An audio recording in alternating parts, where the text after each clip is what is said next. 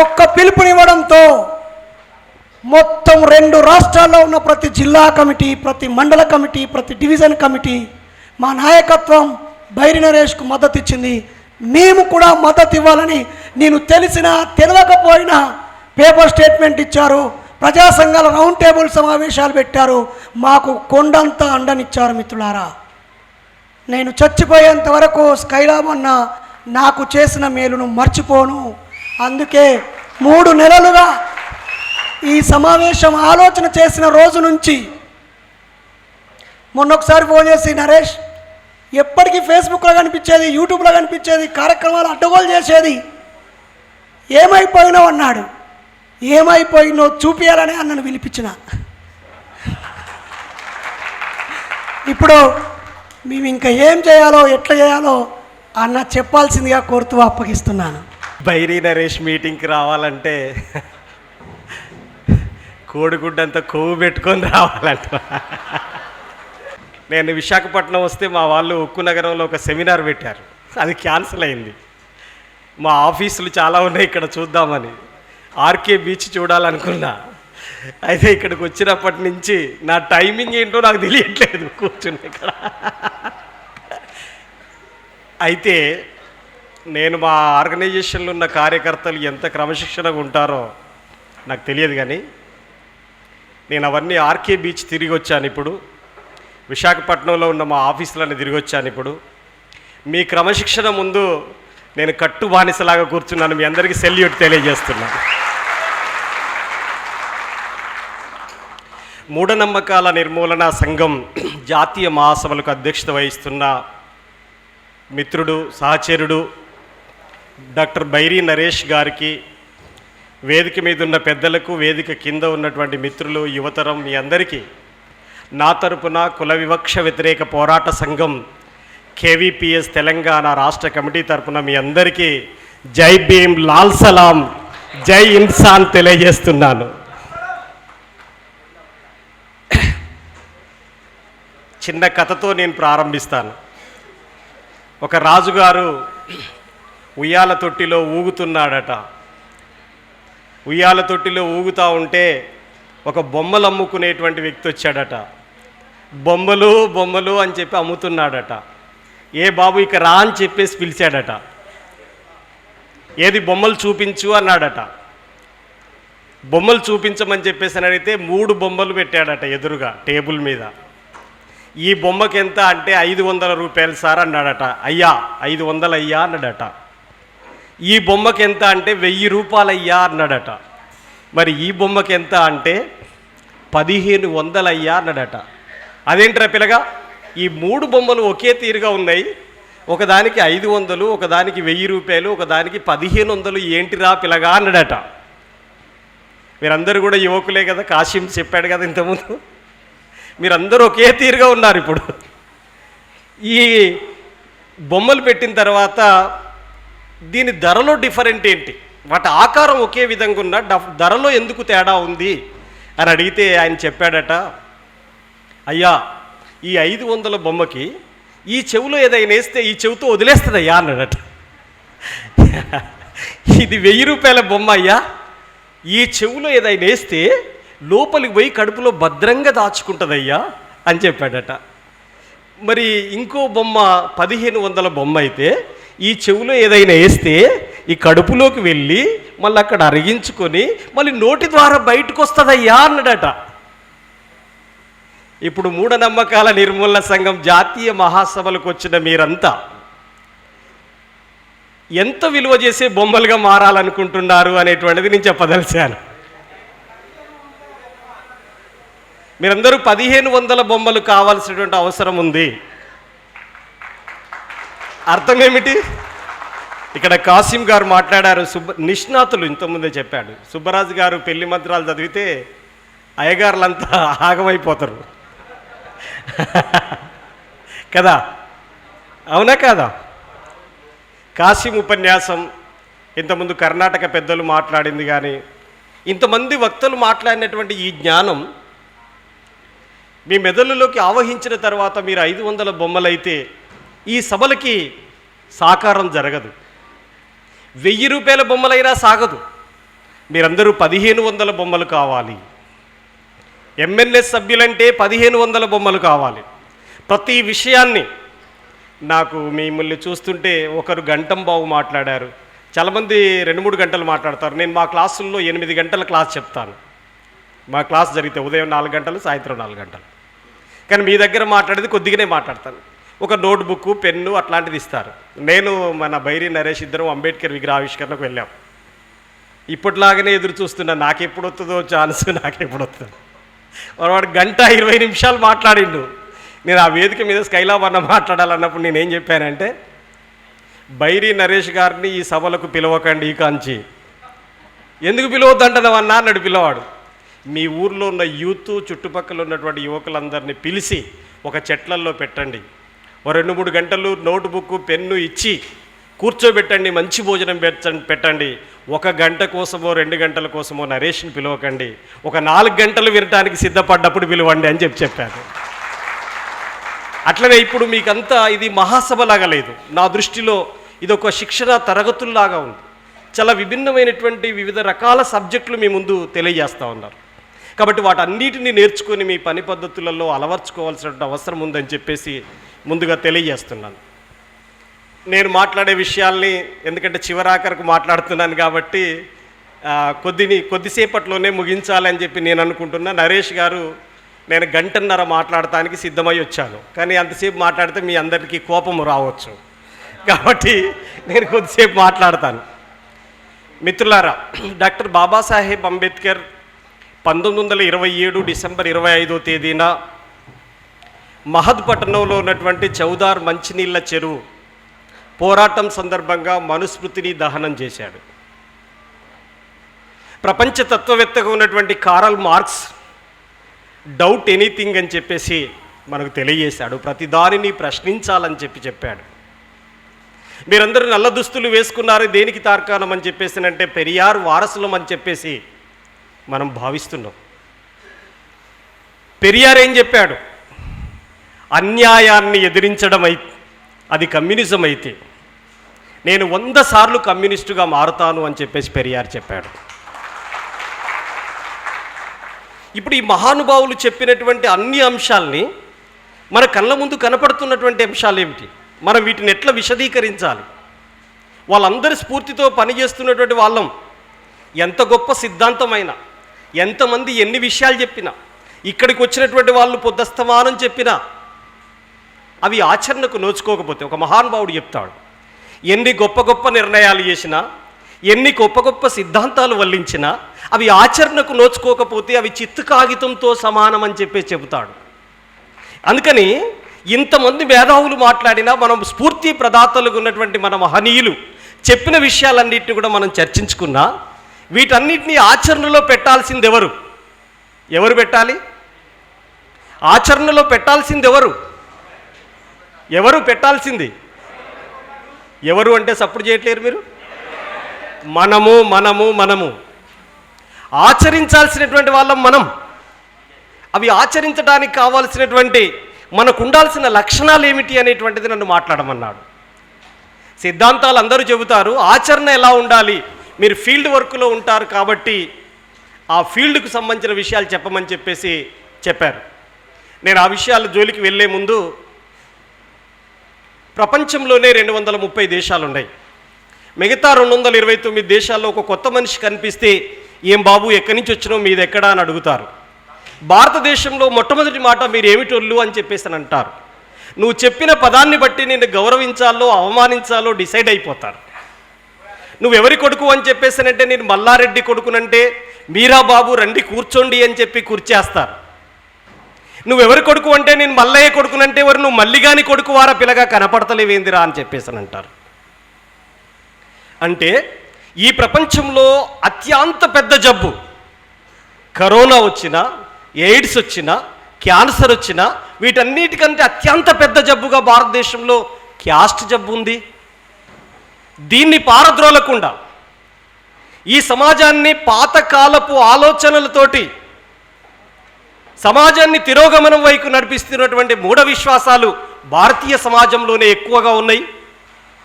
వీటన్నిటిని పారద్రోలకుండా ఒక స్వచ్ఛమైన అంబేద్కరిస్టుని నువ్వు చూడలేవు, ఒక స్వచ్ఛమైన కమ్యూనిస్టుని నువ్వు చూడలేవు.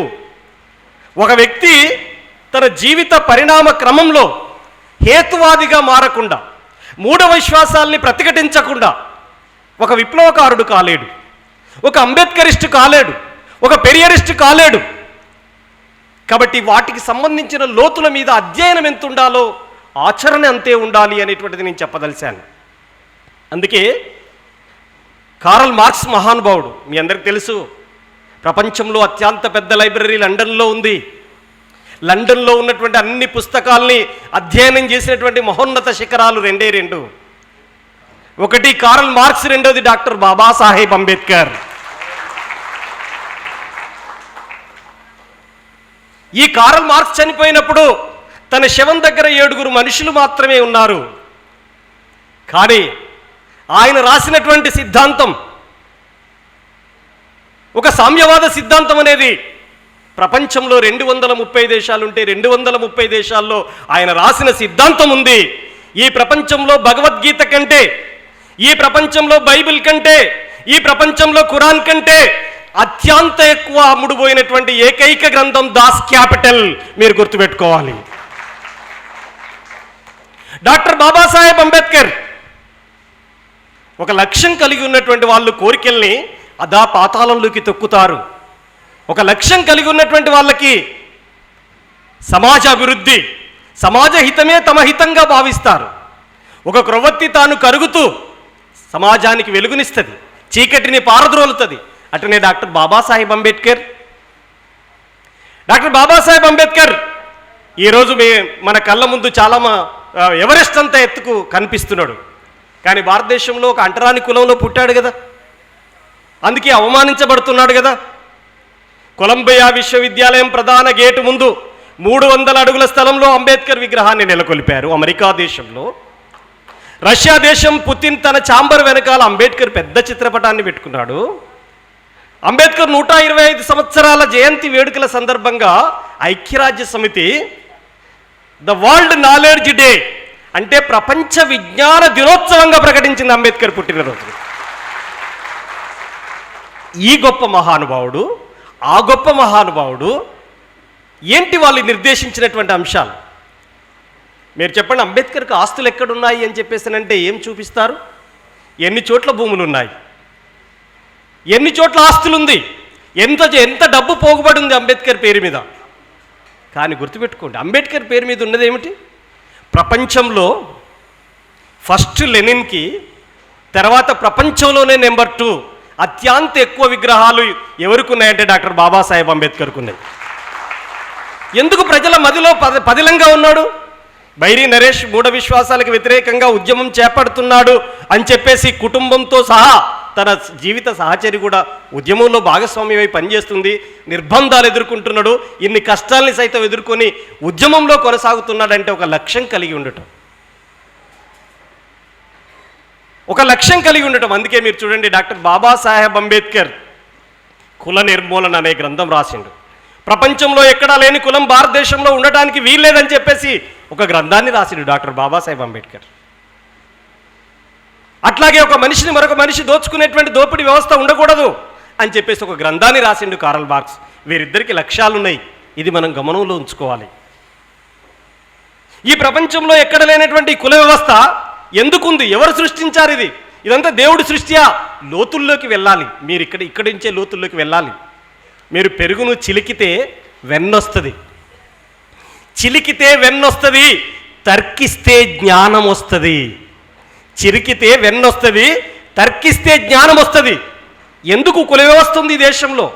ఎందుకు మనిషిని మనిషిలాగా చూడట్లేదు? వాటిని ఎట్లా పారద్రోలాలి? మన మహానుభావులు మనకు అందించినటువంటి జ్ఞానం ఏమిటి? ఆ వెలుగులో మనం ఎట్లా ఆచరణాత్మకంగా వాటికి వ్యతిరేకంగా పోరాటాలు నిర్మించాలి అనేటువంటిది మనం ఆలోచించాల్సిన బాధ్యత మనందరిపైన ఉంది అనేది నేను మీ దృష్టికి తీసుకురాదలిశాను. కాబట్టి ఇక్కడ 3 క్రైటీరియాలు. ఒకటి సంఘం, రెండోది సభ్యుడు, మూడోది కార్యకర్త, నాలుగోది నాయకుడు. ఈ అంశాల బేస్ మీద మూఢనమ్మకాల నిర్మూలన సంఘం కొనసాగాలి.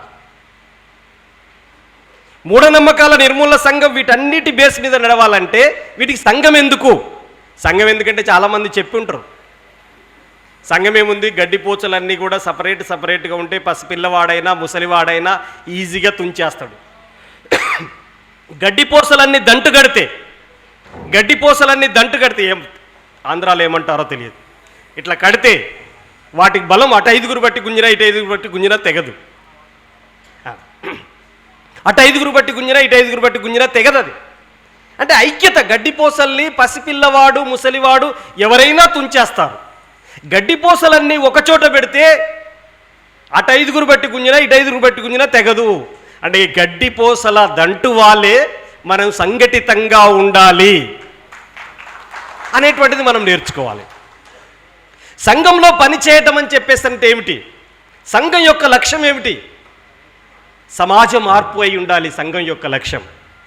సమాజంలో ఉన్నటువంటి అన్ని రకాల అసమానతల్ని తొలగించే విధంగా ఉండాలి. మీకు రాష్ట్రపతి అబ్దుల్ కలాం గురించి మీరు వినుంటారు కదా, పేరు తెలుసు కదా. అబ్దుల్ కలాం సైంటిస్టు, మన రాష్ట్రపతి. ఒక అమ్మాయి పోయి, ఒక డిగ్రీ చదువుతున్న అమ్మాయి పోయి, సార్ మీ స్వీట్ ఆటోగ్రఫీ కావాలి అని చెప్పేసారంటే ఎవరైనా సిగ్నేచర్ పెట్టి ఇచ్చేస్తారు. కానీ రాష్ట్రపతి అబ్దుల్ కలాం ఏం చేశాడంటే 1వ నెంబర్ వేసి చదువు అని రాశాడు, దాని కింద 2వ నెంబర్ వేసి చదువు అని రాశాడు, దాని కింద 3వ నెంబర్ వేసి చదువు అని చెప్పి రాసిచ్చాడు. అది రాసిచ్చిన తర్వాత అమ్మాయి ప్రశ్న అడిగింది, అదేంటి సార్ 3 సార్లు చదువు అని రాసిచ్చారు, ఒక్కసారి చదువు అని చెప్తే సరిపోదా సార్ అని చెప్పేసి అడిగింది. అప్పుడు అబ్దుల్ కలాం ఏం చెప్పాడో తెలుసా? అమ్మా తల్లి, 1వ నెంబర్ చదువు, నువ్వు చదువుతున్న పాఠ్య పుస్తకాల్ని చదువు.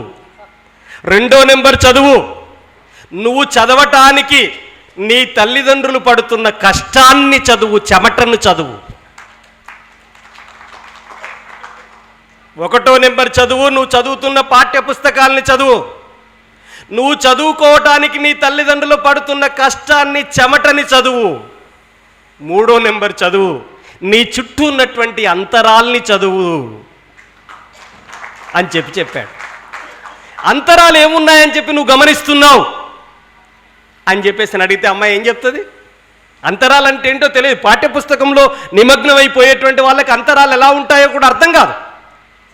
అంతరాలు, కులం అంతరం, ఆర్థిక అంతరాలు, సామాజిక అంతరాలు, సాంస్కృతిక అంతరాలు, భాషాపరమైనటువంటి అంతరాలు, మతపరమైనటువంటి అంతరాలు. అంతరాలకి అంతం లేదు, అనేక అంతరాలు ఉన్నాయి.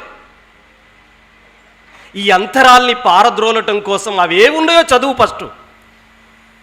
అందుకనే భారతీయ సమాజంలో ఏవేవి అంతరాలు ఉన్నాయో నువ్వు అధ్యయనం చేయాలి కదా, నీ చుట్టూ ఉన్న పరిస్థితులను చదవాలి కదా. ఇప్పుడు మీ ఊర్లో ఎన్ని కులాలు ఉన్నాయని చెప్పేసి మిమ్మల్ని అడిగితే ఏం చెప్తారు? ఓ 30 కులాల కంటే ఎక్కువ చెప్పలేరు. కానీ భారతదేశంలో 6,486 కులాలు ఉన్నాయి. వాటికి సబ్ క్యాస్ట్లో ఒక 23,000 కులాలు ఉన్నాయి. ఇవన్నీ ఎవరు చెప్తారు? ఇవన్నీ తెలిసిన మనకి, వాటి మధ్యలో అంతరాలు ఎలా ఉన్నాయో తెలిసిన మనకి. అందుకే అంబేద్కర్ ఇంగ్లాండ్కు పోయినప్పుడు విలేకరులంతా చుట్టుముడతారు. విలేకరులంతా చుట్టుముట్టగానే అంబేద్కర్ నువ్వు ఇండియాలో క్యాస్ట్కి వ్యతిరేకంగా పెద్ద పోరాటం చేస్తున్నావు, కులానికి వ్యతిరేకంగా పెద్ద పోరాటం చేస్తున్నావు, అసలు కులం అంటే ఏమిటి అని అడుగుతారు. అంబేద్కర్ ఆ రోజుల్లోనే ఎంత చాకచక్యమైన సమాధానం చెప్తాడు. వండర్ అయిపోతారు వాళ్ళు. ఏం చెప్పాడంటే అంబేద్కర్, కులం ఉన్నది ఇండియాలో అయితే మీరు నన్ను ఇంగ్లాండ్లో అడుగుతున్నారు, నేను చెప్పినా మీకు అర్థం కాదంటాడు అంబేద్కర్. కులం ఉన్నది ఇండియాలో అయితే మీరు నన్ను ఇంగ్లాండ్లో అడుగుతున్నారు, నేను చెప్పినా మీకు అర్థం కాదంటాడు. అయినా చెప్పాలి అని చెప్పేసి పట్టుబడతారు వాళ్ళు. పట్టుబడితే అంబేద్కర్ ఏం చేస్తాడంటే ఆ విలేకరులందరినీ తోడుకొని వచ్చి ఒక తల్లి నిచ్చెన మీదకి వెళ్ళి ఇటుకలు పైకి ఇస్తుంది. నిచ్చెన మీదకి వెళ్ళి ఇటుకలు పైకి అందిస్తుంది, స్లాబ్ పైకి. ఇదిగో ఇండియాలో కులం అంటే నిచ్చెన అని చెప్తాడు. లోతుల్లో స్టడీ చేయాలి కులం గురించి, చాలా పెద్దది, పెద్ద జబ్బు మీద ఎక్కువ రీసెర్చ్ జరగాలి. మీ రీసెర్చ్ దాని మీద కూడా జరగాలి. ఎంత పెద్ద జబ్బు అంటే నిచ్చెన చూపిస్తున్నావు, నిచ్చెన అర్థం ఏంటిదని అడుగుతారు అక్కడ. మళ్ళా నీ గురించి ఒక స్టోరీ రాయాలనుకుంటున్నాం. ఈ దేశంలో ప్రపంచంలో కమ్యూనిజం గురించి ఒక పెద్ద స్టోరీలు వచ్చినాయి అప్పటికే, కానీ ఇండియాలో కులానికి వ్యతిరేకంగా స్టోరీలు రాయలేదు. మేము ఇంగ్లాండ్లో ఉండి ఇండియాలో ఉన్నటువంటి కులం మీద స్టోరీలు రాయాలంటే ఏకైక పెద్ద దిక్కు జ్ఞాన సంపన్నుడివి నువ్వే మాకు వివరణ ఇవ్వండి అంటే అప్పుడు అంబేద్కర్ వివరణ ఇస్తాడు. ఏమిస్తాడో తెలుసా? కులం అనేటువంటిది ఇదిగో నిచ్చెన, పైన ఒక కులం ఉంటుంది, కింద కులం ఉంటుంది, మధ్యంలో కులం ఉంటుంది. ఓ సగం కులాలు దోపిడీ కులాలు, సగం కులాలు దోపిడీ చేసే కులాలు అని చెప్పేసి అంటేనో దోపిడీకి వ్యతిరేకంగా దోపిడీ చేసే కులాలు పోరాడతాయి, దోపిడీ గురి కాబడుతున్న కులాలు పోరాడతాయి. అట్లా లేదు కదా, చాలా సంతృప్తినిచ్చేటువంటి పద్ధతులు ఉంటాయి. డక్కలి మాదిగ దగ్గరికి వచ్చి దొరాని పిలవంగానే మాదిగ ఆయన గల్లెగిరేస్తాడు, ఎదురుగా రెడ్డి కనపడంగానే జబ్బలు జారేస్తాడు. నిచ్చెన మెట్ల వ్యవస్థ కదా, ఇదే చెప్తాడు అంబేద్కర్. ఇండియాలో ఏ రెండు కులాలు సమానం కాదు, కమ్మారెడ్డి సమానం కాదు, వెలమ బ్రాహ్మణ సమానం కాదు, మాల మాదిగ సమానం కాదు. అంత లోతుల్లో వాళ్ళకి విడమర్చి చెప్తాడు అంబేద్కర్. అందుకని వాటి లోతులు మనం అర్థం చేసుకోవాలి. మీరు డక్కలి జీవిత చట్రం మనుస్మృతిలో ఏముంటుంది సుబ్బరాజు గారికి తెలుసు. ఏముంటుంది తెలుసా? డక్కలి చచ్చిపోయేంత వరకు పాదాలకు చెప్పులు వేసుకోకూడదు, డక్కలి చచ్చిపోయేంత వరకు మంచం ఉండకూడదు, డక్కలికి పొయ్యి పెట్టకూడదు, డక్కలి పొయ్యి ఉండొద్దు, వంట పొయ్యి ఉండొద్దు. మాదిగలు ఎదురుగా కనిపిస్తే మొగోళ్ళని దొరాని పిలవాలి, ఆడోళ్ళని దొరసానమ్మ గారు అనాలి. పేరు పెట్టి పిలిస్తే కూడా ప్రమాదమే. నేను మీకు ఒక కథ చెప్తాను. నేను నారాయణ గారని ఒక కమ్మాతను కమ్యూనిస్ట్ పార్టీలో ఉన్నాడు, నేను కమ్యూనిస్ట్ పార్టీ మెంబర్గా ఉన్నాను. ఇద్దరం కలిసి ఒక డక్కల ఇంటికి భోజనానికి పోయాము. ఆ డక్కల ఇంటికి భోజనానికి పోతే ఆ నారాయణ గారికి ప్లేట్లు అన్నం పెట్టి అటు ఇసిరేసింది ఆమె, ప్రమీల ఆమె పేరు. అన్నం వేసి అటు ఇసిరేసింది. మా ప్రాంతం నుంచి కూడా వచ్చారు, డైరెక్ట్ వాళ్ళు తినే ప్లేట్లు పెట్టి ఇచ్చారు. నాకు మాత్రం అన్నం పెడతలేదు ఆమె, అసలే నాకు అన్నం పెడతలేదు. ఈ నారాయణ గారు ఆజానుభావుడు ఎంత ఎత్తుంటాడు, ఆ పంచ కట్టుకొని వచ్చి ఏమన్నాడంటే, అదేంది ప్రమీల, అయ్యో స్కైలాబ్ చిన్నపిల్లవాడు కదా, ఆయనకే ఎక్కువ ఆకలి అయింది కదా, ఆయనకు పెడతలేవేంటి ప్రమీల అంటే, భలేవారు ఉన్నారండి మీరు, మీరు ఆఫ్టర్ ఆల్ కమ్మోళ్ళు, మీరు ఆఫ్టర్ ఆల్ కమ్మోళ్ళు, మీరు మాకు లెక్కన స్కైలాబ్ బాబు గారు మా దొరవారు. మేము తినే గిన్నెలు అన్నం పెడితే మా త్యాగం బంద్ అయిపోతుంది, ఊర్లో ఎగిరిపోతాయి. మా పరిస్థితి ఏమైపోద్ది అనుకుంటున్నారు మీరు? అందుకే ఇస్తారా కోసం తిరిగి వస్తుందండి, దొరుకుతలేదు, వస్తున్నా తీసుకొస్తా, ఇస్తారాకు తీసుకొస్తా అన్నది. అంటే ఇంత లోతుల్లో మీరు స్టడీ చేయకపోతే, ఒక డక్కలి అమ్మాయి మెచ్యూర్ అయితే మొట్టమొదటిసారిగా మాదిగ యువకుడు సంభోగం చేస్తే వాళ్ళు అదృష్టవంతులు అయిపోతారు. వేరే చిందు యక్షగాన కళాకారులు కథ చెప్పిన తర్వాత రేణుక ఎల్లం వేసి ఆ ఊరి మీద వదిలిపెట్టిపోతారు. ఎంత తప్పుడు సంస్కృతి ఉంటుంది. వీటన్నిటిని ఎవరు స్టడీ చేయాలి? మనమే స్టడీ చేయాలి, మనమే వాటికి వ్యతిరేకంగా పోరాడాలి. మూఢ విశ్వాసాలుకి వ్యతిరేకంగా పోరాడుతున్నట్టు ఇవన్నీ అవే. వీటి మీద ఫైట్ చేయాల్సిన బాధ్యత మన పైన ఉంటుంది అనేది మీ దృష్టికి తీసుకొస్తున్నా. కాబట్టి వీటికి వ్యతిరేకంగా పోరాటానికి సంఘటితం కావాలి. నువ్వు సభ్యుడివా అంటే ఏంటిది దాని అర్థం? నువ్వు సంఘంలో సభ్యుడివా అంటే ఏంటిది? సభ్యత్వం ఉందా నీకని అర్థం. సభ్యత్వం ఉంటే సభ్యుడివి అయిపోతావు. ఆ తర్వాత సభ్యుడి తర్వాత నెక్స్ట్ స్టెప్ ఏంటి? కార్యకర్త. ఒకవేళ ఎంఎన్ఎస్ కార్యకర్తకి ఏమేమి లక్షణాలు ఉండాలంటే చాలా మిగిలిన విషయాలన్నీ కూడా మన నరేష్ గారు చెప్పున్నారు మీకు ఆల్రెడీ. జై భీమ్ అనగానే మీరు అందరు జై భీమ్ అంటున్నారు, జై ఇన్సాన్ అనగానే జై ఇన్సాన్ అంటున్నారు. కానీ ఒక కార్యకర్త కింది స్థాయి వరకు వెళ్ళినప్పుడు క్షేత్రస్థాయిలో ప్రజల్లో ఉండేటువంటి మూఢ విశ్వాసాలు ఏమిటి, వాటి పారద్రోలటానికి నేనేం చేయాలి అనేటువంటి ఒక కొత్త ఆలోచనని మీరు ఆవిష్కరించాలి. ఎవరికి వాళ్ళు మీ బుర్ర పనిచేయాలి అక్కడికక్కడే. ఇప్పుడు మా ఇంట్లో మా పాప ఒకసారి నరేష్కి ఫోన్ చేసి ఇస్తే, చెప్పమ్మా బిడ్డ, చెప్పు తల్లి అని చెప్పేసి అంటే, అది కాదు బాబాయ్ అని చెప్పి మా పాప కూడా మాట్లాడింది, ఫోన్లో మాట్లాడింది నేరుగా. అయితే ఆ అమ్మాయికి నచ్చింది ఏంటంటే ఇన్స్పిరేట్ కావడానికి ఆయన చేసేది కాదు, మీరు చేయాలి కొత్తగా. ఆయన ఏం చేశాడంటే ఒక బాటిల్ నిండా వాటర్ పెట్టి పండగలకి ఉత్సవాలకి ఇంత డబ్బు అంతా దాంట్లో పోగేసిన తర్వాత వీటి పేరు మీద ఇట్లా ఖర్చు అవుతుంది అని చెప్పేసి ఒక్కొక్క సిల్లి పెడతారు దానికి. యాదేనా అంటే ఎంత చైతన్యం దాంట్లో, నీకు చూస్తే బాటిల్ లాగా దాంట్లో ఉన్న వాటర్ లాగా ఉంటుంది.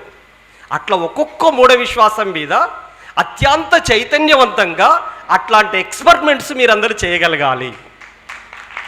ఒక్కొక్కరు ఒక్కొక్క ఎక్స్పెరిమెంట్ చేసి చూపించాలి అర్థం చేయించడానికి. అందుకని కార్యకర్త అని చెప్పేసానంటే ఎవరు అంటే కార్యాన్ని చేసేటువంటి వాడు కర్త. కార్యం అంటే పని, చేసేవాడు కర్త. దాంట్లో పని చేసే మనిషి అని ఉంది దాని అర్థం దాంట్లో. కానీ అర్థం ఏమిటి? లోతుల్లోకి వెళ్తే కార్యకర్త అంటే ఏంటి? 5 లక్షణాలు ఉంటే కార్యకర్త. ఒకటి సంఘం పట్ల అచంచల విశ్వాసం ఉండాలి. ఈ ఎంఎన్ఎస్ అంటే బైరి నరేష్ది కాదు, నాది. అచంచల విశ్వాసం ఉండాలి. నేను ఓన్ చేసుకుంటా దీన్ని. ఈ సంఘం లక్ష్యం కోసం ఉన్నది, కోరిక కోసం ఉన్నది కాదు. కొంతమంది వ్యక్తులకి కొన్ని కోరికలు మాత్రమే ఉంటాయి, మహనీయులకి లక్ష్యాలు, ఆశయాలు ఉంటాయి. కోరిక వ్యక్తి అభివృద్ధికి ఉపయోగపడితే, లక్ష్యం, ఆశయం సమాజ అభివృద్ధికి ఉపయోగపడుతుంది. మరి సమాజ అభివృద్ధికి ఉపయోగపడే దాంట్లో నువ్వు సభ్యుడు అయిన తర్వాత, కార్యకర్తగా అయిన తర్వాత, వ్యక్తి చేసే బలహీనతల మీద ఆధారపడి నువ్వు తప్పుకోవటమో, దూరం కావటమో ఇట్లా ఉండటానికి వీలేదు. సంఘం పట్ల అచంచలమైన విశ్వాసం ఉండాలి. నేను గమ్యాన్ని చేరుకోవాలి. సికింద్రాబాద్ నుంచి విశాఖపట్నం వరకు గరీబ్ రథ్ ఎక్స్ప్రెస్ వస్తుంది. మధ్యలో దిగిపోయేటోడు దిగిపోతాడు, ఎక్కేటోడు ఎక్కుతాడు. కానీ నేను మాత్రం విశాఖపట్నం వచ్చి తీరాల్సిందే. నా గమ్యం విశాఖపట్నం చేరుకోవడం. మరి అలాంటప్పుడు ఒక కార్యకర్తగా నీకు ఏ లక్ష్యం ఉండాలి? అచంచల విశ్వాసం ఉండాలి. నాయకుడి పట్ల గౌరవం ఉండాలి. సంఘం పట్ల విశ్వాసం ఉండాలి. అది రివర్స్ గేర్ అయితే సంఘంలోకి వెళ్ళి బయటికి వెళ్ళిపోయే పరిస్థితులు వస్తాయి. సంఘంలోకి వెళ్ళి బయటికి వెళ్ళిపోయే పరిస్థితులు వస్తాయి. అందుకనే అచంచల విశ్వాసం కలిగి ఉండాలి. నెంబర్ 1. నెంబర్ 2, క్రమశిక్షణ కలిగి ఉండాలి. క్రమశిక్షణ కలిగి ఉండాలి ఎంఎన్ఎస్ సభ్యుడు. క్రమశిక్షణ అంటే ఏం క్రమశిక్షణ? ఇప్పుడు నేనైతే మీ క్రమశిక్షణను చూసి మీకు హ్యాట్సప్ మరొకసారి. చాలా బాగా క్రమశిక్షణగా ఉన్నారు. మీ నుంచే నేర్చుకోవాలి క్రమశిక్షణ. మీకు చెప్పలేను నేను. అప్పుడప్పుడు నేనే ట్రాక్ తప్పొచ్చు. మీ నుంచి నేర్చుకుంటా. ఇప్పుడైతే క్రమశిక్షణ కలిగి ఉండటం అంటే 3 ముఖ్యమైనటువంటి విషయాల్లో జాగ్రత్తగా ఉండాలి.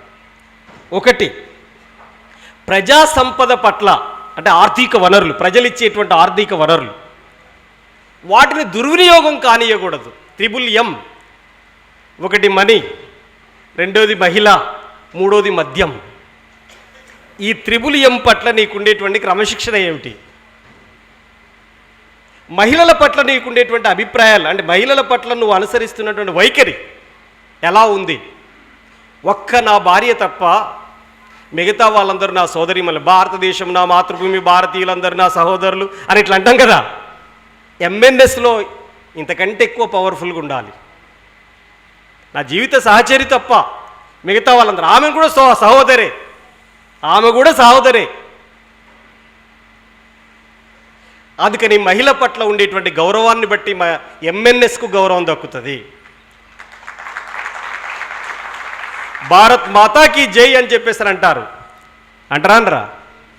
మణిపూర్లో మహిళల్ని నగ్నంగా ఊరేగింపు చేసినప్పుడు భారత మాత అంటే ఎవరు? ఇది పెద్ద చర్చ చేశాం. భారతదేశంలో ఉన్న ప్రతి మహిళను మాతగా గుర్తించడమే భారత మాతను గుర్తించడం. భారత మాతను గౌరవించడం అంటే పేపర్ మీద గీసిన బొమ్మను కాదురా గౌరవించేది, నిలువెత్తు నిలబడ్డ నీ అమ్మను గౌరవించురా, నీ చెల్లెని గౌరవించురా అని చెప్పాలి. అందుకనే ఎంఎన్ఎస్ సభ్యులంటే మహిళల్ని గౌరవించేవారు అనేటువంటి ఒక అభిప్రాయం కింది దాకా వెళ్ళగలగాలి. ప్రజలిచ్చేటువంటి ఆర్థిక వనరులు అత్యంత ఉక్కు క్రమశిక్షణగా, ఒక పైస పొల్లుపోకుండా, దుర్వినియోగం కాకుండా కాపాడగలగాలి. ప్రజాక్షేత్రంలో నిలబడుతున్నామంటే ప్రజలకు జవాబుదారీగా ఉండాలి. మనం మద్యం ఇలాంటి అలవాట్లు, మన దగ్గరికి యూత్ను పంపాలంటే ఎంత చక్కగా డెవలప్ అయిండ్రా మా పిల్లవాడు అని చెప్పేసి ఉండగలగాలి. అట్లాంటి అవకాశం మనం కల్పించాలి. అందుకనే క్రమశిక్షణ కలిగి ఉండాలి. నెంబర్ 3, పట్టుదల ఉండాలి. ఏదైనా ఒకటి సాధించాలనేటువంటి పట్టుదల ఉండాలి. పడితే ఉడుం పట్టు పట్టాలరా అంటారు. ఉడుం పట్టు పట్టాలే.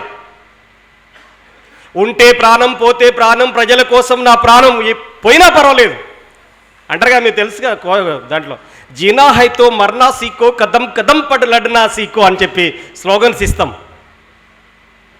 అందుకనే పట్టుదల అనేది చాలా కీలకమైంది. మీకు చైనా విప్లవ నేత మావో ఏం చెప్తాడంటే, నువ్వు ఒక సమస్యను పట్టుకోవడం అంటే గర్భం ధరించడం లాంటిది. ఒక సమస్యను పట్టుకోవడం అంటే ఒక స్త్రీ గర్భం ధరించడం లాంటిది. ఆ సమస్యను పరిష్కరించడము అంటే ఆ స్త్రీ డెలివరీ అయి పాప బయటకు వచ్చేలాంటిది అని చెబుతాడు. అంటే సమస్యను పట్టుకోవడం అంటే పరిష్కరించడమే, పట్టుకొని వదిలేయకూడదు. ఇంకా ఆయన ఏం చెప్తాడంటే, నువ్వు ఆ సమస్యను పట్టుకొని మధ్యలో వదిలేస్తే ఒక స్త్రీ పైన అత్యాచారం చేసి గర్భవతిని చేసి రోడ్డు మీద వదిలేసి నువ్వు నా భార్య కాదుపో అని చెప్పేసి అన్నట్టు అవుతుంది. కాబట్టి నువ్వు సమస్యను పట్టుకోవటం అంటే దాన్ని పరిష్కరించడమే అని చెప్తాడు.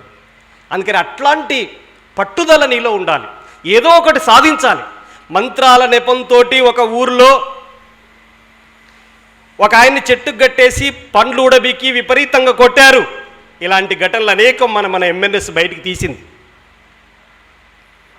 మంత్రాల నెపంతో మంత్రాలు ఎవరికి వస్తాయి? ఎవరు చదువుతున్నారు? మాంగళ్యం తంతున ఆమెను నవజీవన హేతురామె కంటే భద్రే అనుకుంటే ఎవడు చదువుతాడు? వాడిని ఎక్కడైనా చెట్టు కట్టేసి ఎక్కడైనా కొట్టారా? వాడిని కొట్టొద్దు, వీడిని కొట్టొద్దు, ఎవరిని కొట్టొద్దు. అది ఎట్లా తప్పో చెప్పడమే మన పని. కానీ అసలు మంత్రాలు చేసేవాడి జోలికి ఎవడు పోవట్లేడు. పోతే మాదిగా మాల చాకలి మంగలి వీళ్ళకు మంత్రాలు వస్తాయని చెప్పేసి కొట్టేస్తారు.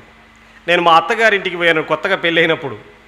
మోరీలు పేర్లు కూడా చాలా నీచంగా ఉంటాయి, మీరు అది కూడా స్టడీ చేయాలి. నేను చెప్పేది చాలా మేము ఆర్గనైజేషన్లో ఎదుర్కొంటుంటాం. పయ్యళ్ళ పేర్లన్నీ బాగుంటాయి, అంటే వాటికి శుభసూచకమై ఉండాలి, వీటి జుగుప్సాకారంగా ఉండాలని మా సుబ్బరాజు గారు చెప్తుంటారు. మరి పరిస్థితి అయితే చాలా గందరగోళంగా ఉంటుంది. నేను మా అత్తగారింటికి పోయి బస్సు దిగిపోయేసరికి మర్డర్ అయింది, అక్కడ రక్తం పారుతుంది. నాకు మామ వరుస అయితే ఆయన చంపారు. ఆయన పాపం అత్యంత పేదవాడు. ఆయన పేరు ఏంటంటే మోరీలు. మోరీ అంటే తెలుసుగా, ఊరు మీద కింకిరంతా దాని కిందకి వెళ్ళిపోద్ది. ఆయన పేరే అది. ఈ పేర్లన్నీ మనకే ఉంటాయి, అంటే అట్టడుగు తరగతులకు ఉంటాయి దీని పేర్లన్నీ. పెంటయ్య, బొందయ్య, మోరీలు, ఇస్తారి, బజారు, బిచ్చం, మోరీలు, గాలిగాడు, అడవిగాడు, ఇట్లాంటి పేర్లు ఉంటాయి. ఆ మోరీలు చచ్చిపోయింది. అక్కడ ఎవరు చంపింది ఎవరో తెలుసా? చాకలు చంపిలు మాదిగాయని. ఈ మాదిగాయన మంత్రం చేసి వాడిని కథం చేస్తాడని ముందుగా వీనే కథం చేస్తే అయిపోతుంది, నాకు బతుకుతా, లేకపోతే వాడు బతుకుతే నన్ను చంపేస్తాడు. ఇది పాపం ఇది జరిగింది. అక్కడ జన విజ్ఞాన వేదిక వాళ్ళను పిలిచి ఒక సభ పెట్టాను నేను ఆ ఊర్లో. ఆ సభ పెట్టి రమేష్ గారు వచ్చారు, నేను ఇద్దరం ప్రసంగం చేశాం. చేసిన తర్వాత ఆ రజకులు ఎవరైతే చంపారో ఆ రజకుల మీద ఈ ఎస్సీలో యుద్ధం చేసి వాళ్ళను మళ్ళీ తిరిగి చంపడానికి పోయారు. ఆ చంపేదాన్ని మేము నిలవరించగలిగినాం, ఇందులో ఉన్న తప్పేంటో చెప్పగలిగినాం, వాళ్ళు జైలు శిక్ష పడేటట్టు చేసినాం. భవిష్యత్తులో మంత్రం పేరు మీద ఇంకొకరు ఈ ఊర్లో చావడానికి వీల్లేదని చెప్పి ఒక సైద్ధాంతికంగా, ఒక శాస్త్రీయంగా వాళ్ళకి అర్థం చేసేటువంటి పని చేయించడం. ఇంతవరకు ఆ ఊర్లో అది జరగలేదు ఇప్పటి వరకు. అంటే వచ్చే స్టూడెంట్స్ అంతా కూడా నాకు తెలిసి గణేష్ పండగ కూడా పెట్టుకోలేని పరిస్థితికి ఆ రకమైనటువంటి చైతన్యం ఆ దళిత వాడకు వచ్చేసింది. అట్లా ఒక్కొక్కసారి స్టడీ సర్కిల్లో క్లాసో అట్లాంటిదే చెప్పుకుంటూ వస్తున్నాం. కాబట్టి ఈరోజు ఆ గూడెం ఆ మేరకు డెవలప్ అయింది అనేది సంతోషం అనిపించింది. సో నేను చెప్పదలుచుకుంది ఏంటంటే పట్టుదల ఉండటం అనేటువంటిది చాలా ముఖ్యమైనటువంటిది. ఎంఎన్ఎస్ కార్యకర్తకి చొరవ ఉండాలి, తెగింపు ఉండాలి, చావో రేవో తేల్చాలి. ఇప్పుడు మీరు చెప్పారు కదా, బైరి నరేష్ గారి మీద ఇక 2 సార్లు మర్డర్ అయిందని అనిపించింది. బతుకుతాడా లేదా అని చెప్పేసాను. వరంగల్లో కొట్టినప్పుడు, అక్కడ కొట్టినప్పుడు. నేను డైరెక్ట్ వీడియో, మనోడు ప్రకటన అన్నాడు కానీ నేను వీడియో మాట్లాడినా, మీరు వీడియో చూడండి. ఆ రోజే చెప్పాం వీడియోలో, బైరి నరేష్ మాట్లాడిన దాంట్లో 5 పైసల తప్పు లేదు.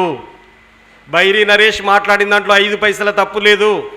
మీరు వేద మంత్రాలలో చెప్పిన పదాన్నే మా ఊరు భాషలో మాలమాదిగోళ్ళు మాట్లాడుకునే భాషలో బైరి నరేష్ చెప్పిండు. అంతే తేడా. మీకు వచ్చిన సంస్కృతం మీరు ఏది మాట్లాడండి, అందులో ఉన్న అర్థం, నరేష్ మాట్లాడిన అర్థంలో చిన్న తప్పు ఉంటే దేనికైనా ఉంటాం అని చెప్పాము ఆ రోజు. చిన్న తప్పు ఉంటే. అందుకే విడమర్చి చెప్పడం అనేటువంటిది చాలా అవసరమైనటువంటిది. ఆ రూపంలో తెగింపు సైతం. మన మీద నిర్బంధాలు రావచ్చు, మన మీద దాడులు జరగవచ్చు, ప్రతిఘటన జరగవచ్చు, కానీ మీరు ఎప్పటికీ భవిష్యత్ తరాలకి ఒక మార్గదర్శకులుగా నిలబడతారు.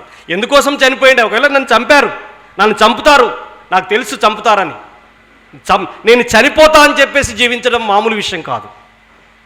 అందుకని అలాంటి తెగింపుతోటి పనిచేయటం అనేటువంటిది చాలా ముఖ్యమైనటువంటి విషయం అనేటువంటిది మీరు గుర్తుపెట్టుకోవాలి. అట్లా ఎంఎన్ఎస్ కార్యకర్తలుగా మీకు ఒక లక్ష్యం ఉండాలి. అదేవిధంగా మీరందరూ నాయకులు కావాలి ఎంఎన్ఎస్లో. నేను బ్రీఫ్గానే చెప్తున్నాను, మన వాళ్ళకి ఆలస్యం అవుతుంది కాబట్టి. ఓకే, ఎంఎన్ఎస్లో నాయకులకు ఎదిగేటువంటి వాళ్ళకి కొన్ని లక్షణాలు ఉండాలి.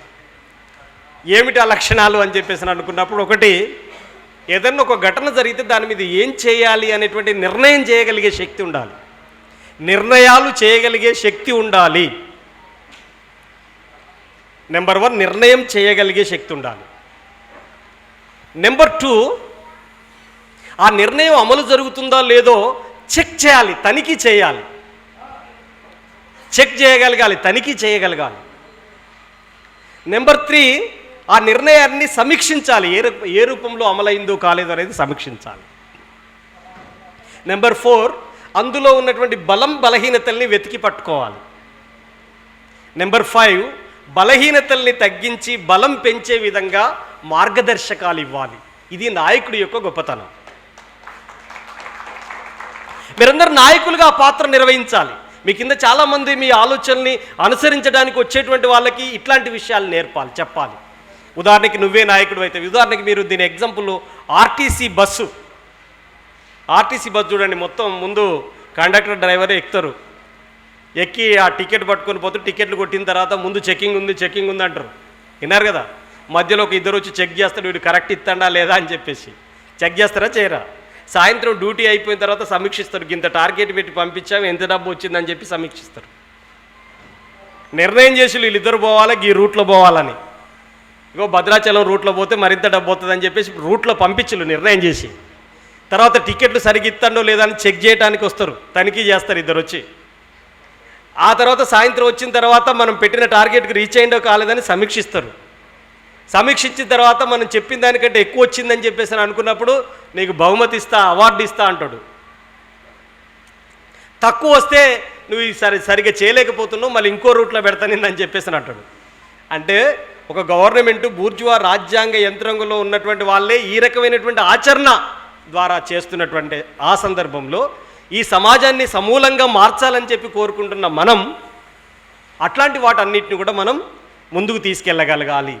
నాయకుడు అంటే నడిపించేవాడుగా ఉండాలి, తాను నడుస్తూ తన అడుగుజాడల్లో నడిపించేవాడుగా ఉండాలి.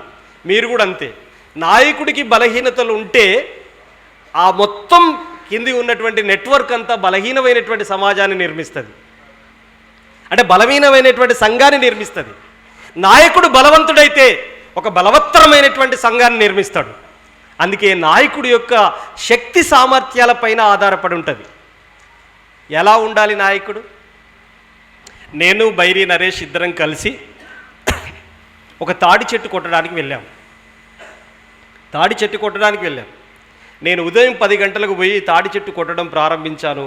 మధ్యాహ్నం 1 గంట అయింది, ఆ తాడి చెట్టు తెగి కింద పడలేదు.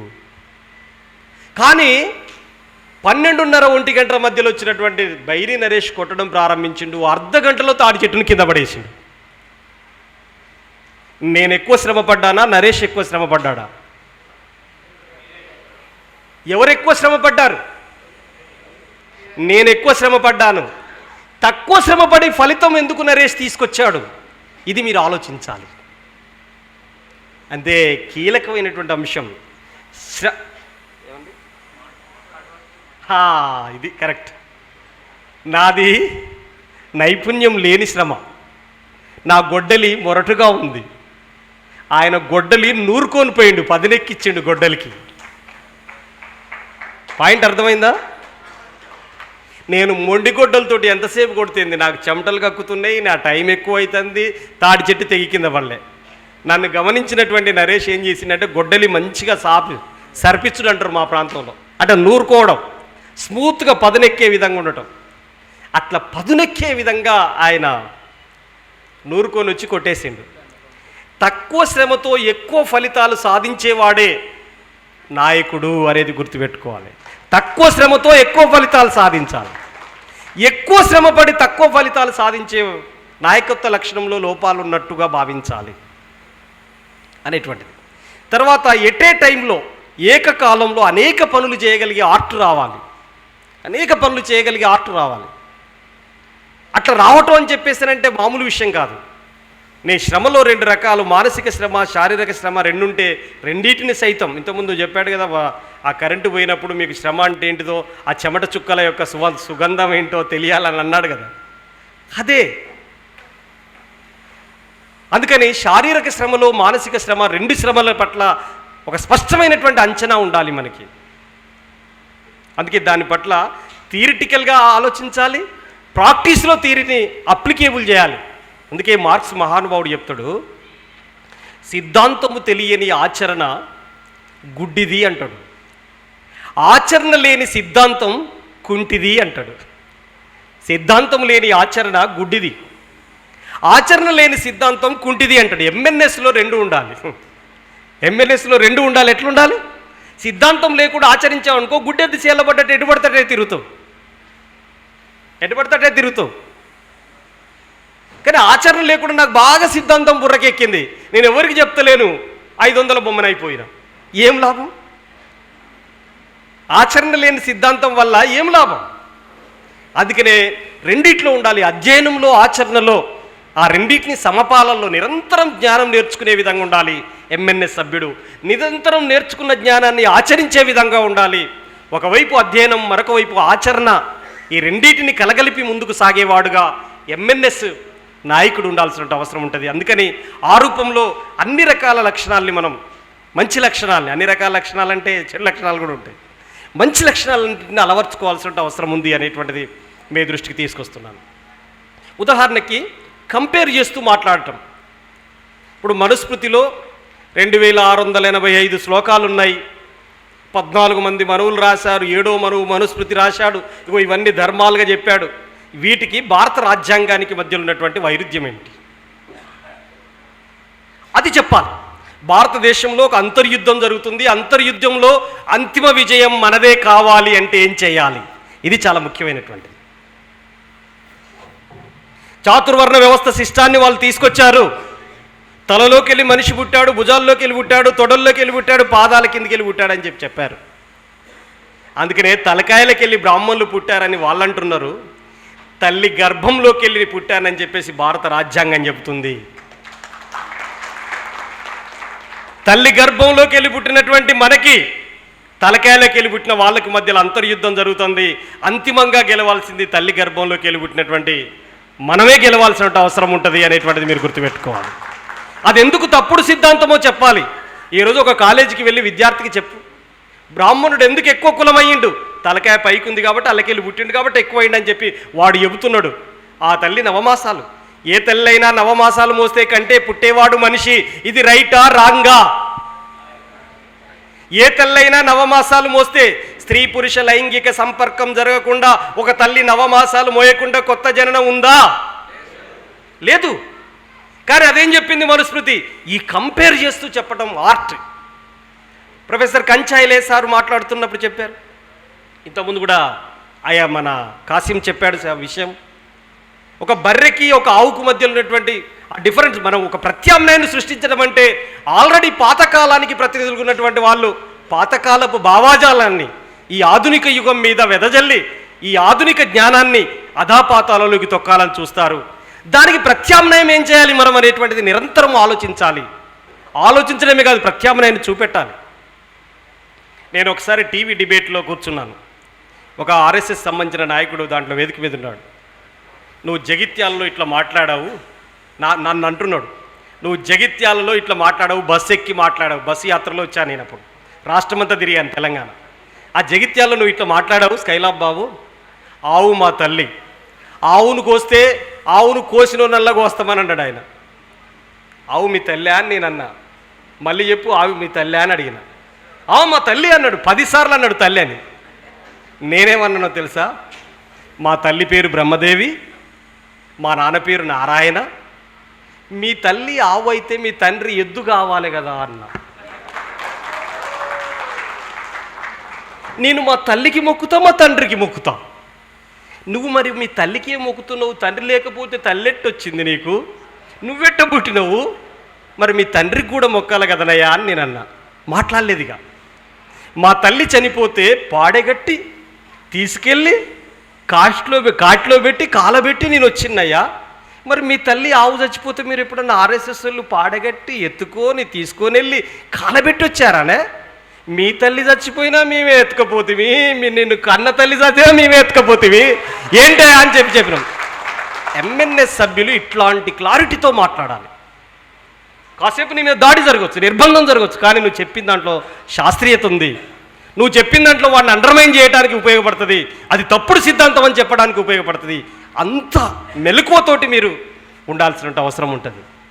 భారత మాత అంటే ఎవరన్నా కానీ, ఆవు తల్లి అన్నా కానీ, ఇంకేమన్నా చెప్పండి మీరు. సరస్వతి సావిత్రిబాయి డిఫరెన్స్ చెప్పాలి. సరస్వతి పేపర్ మీద గీసిన బొమ్మ, సావిత్రి మా చదువుల తల్లి, మా ఇంటి అమ్మ అని చెప్పడమే, అంతే చెప్పడమే. సావిత్రిబాయి పూలే జీవిత చరిత్రను చెప్పడమే. సరస్వతి జీవిత చరిత్ర నువ్వు పేపర్ మీద సృష్టించినటువంటిది, నువ్వు గీత గీసినటువంటిది. ఇక్కడ అట్లా కాదు. అనేక అవమానాలు ఎదుర్కొని దేశంలో మొట్టమొదట బాలికలకి, అస్పృశ్యులకి చదువు వచ్చింది అంటే సావిత్రిబాయి పూలే కంటే ముందు చదువు లేదు మన దేశంలో. ఈ దేశానికి స్వాతంత్రం వచ్చే నాటికి 23 కోట్ల మంది జనం ఉంటే, మన దేశంలో 33 కోట్ల మంది జనం ఉన్నారు. భారతదేశ ప్రజల కంటే భారతదేశంలో దేవుళ్ళే ఎక్కువ మంది ఉన్నారు అప్పటికి. చెప్పగలగాలి మనం. అంటే ఒక పాత సనాతన భావజాలాన్ని మనం దాన్ని ఎదుర్కోవాలి అని చెప్పేసారంటే ఒక శాస్త్రీయంగా మనం చెప్పటం నేర్చుకోవాలి ఎంఎన్ఎస్ సభ్యులు అనేది మీ దృష్టికి నేను తీసుకొస్తున్నాను. మనుస్మృతి ఏం చెప్పింది? చాలా సందర్భాల్లో చెప్పారు మన వాళ్ళు. మనుస్మృతి ఈ దేశంలో చాలా కీలకమైనటువంటి 5 అంశాలని మనకు దూరం చేసింది.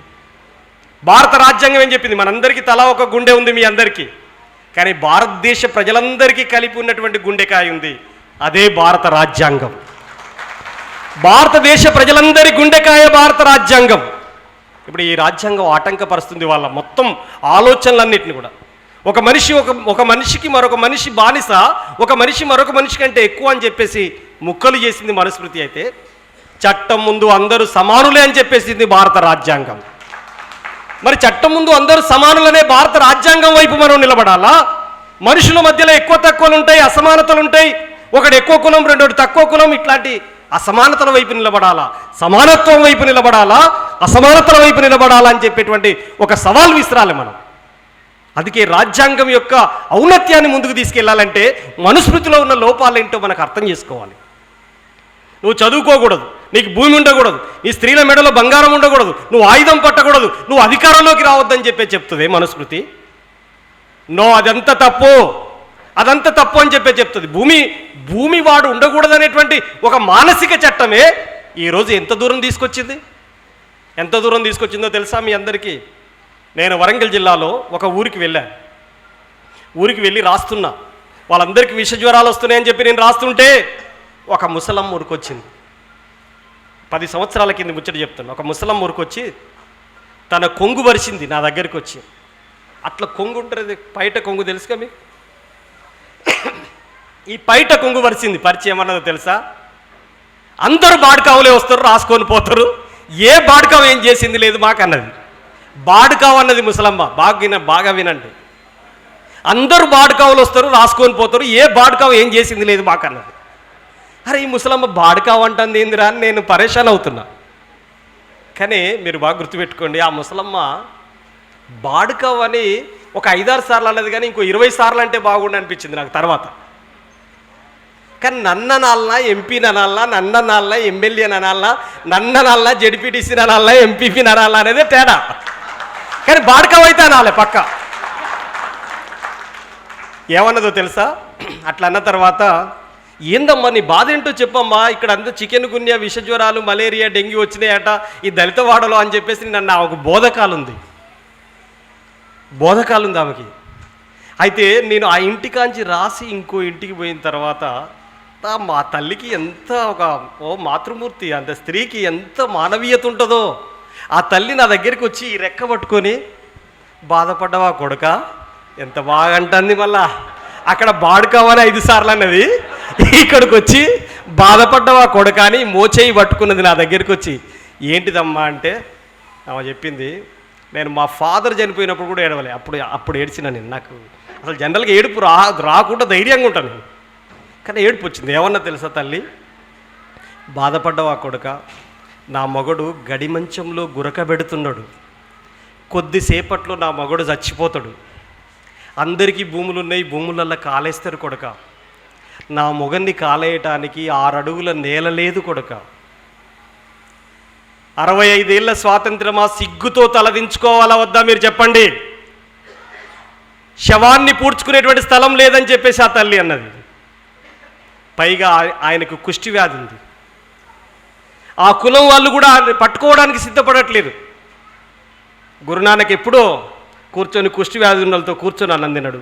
ఈ ఎంగిలి ఇదంతా ఏముండదు. మీరు ప్రపంచంలో ఏ దేశానికైనా వెళ్ళండి, బ్రాహ్మణులు పెట్టిందే ఎంగిలి అనేది, అసలు ఎంగిలే ఉండదు. అన్ని దేశాల్లో, నేను రష్యా పోయినప్పుడైతే అందరూ ఒకటే, రష్యాలో అయితే ఇట్లా కూర్చుంటే ఒక బాటిల్లో నీళ్ళు ఇట్లా అందరూ మూతి గుచ్చి తాగుడే. కానీ ఈడ పైకి వెళ్ళి పోసుకోరా అంటారు కదా. ఆ కుష్టి వ్యాధి ఉన్నదని చెప్పేసి ఆ శవం దగ్గర కూడా ఎవరు రాలే. చనిపోతే కాలేసుకోవడానికి భూమి లేదు. ఏ మనిషికైనా కావాల్సింది 3 ముఖ్యమైనటువంటి భూములు గుర్తుపెట్టుకోండి మిత్రులారా. ఒకటి 6 అడుగుల నేల, రెండోది 60 గజాల నేల, చివరిది కనీసం అరెకరం నేల. 6 అడుగుల నేల అంటే కోటీశ్వరుడైనా కోటి గతిలోనే చచ్చిపోతే బొంద పెట్టుకునేటువంటి బొందలగడ్డ స్థలం. 60 గజాల భూమి అంటే నీడనిచ్చే ఇంటి స్థలం. చివరిది అరెకరం భూమి అంటే భార్యాభర్తలు 2 పిల్లలుంటే తిండి గింజలు వండేటువంటి భూమి. ఈ భూమి ఎందుకు లేకుండా పోయింది?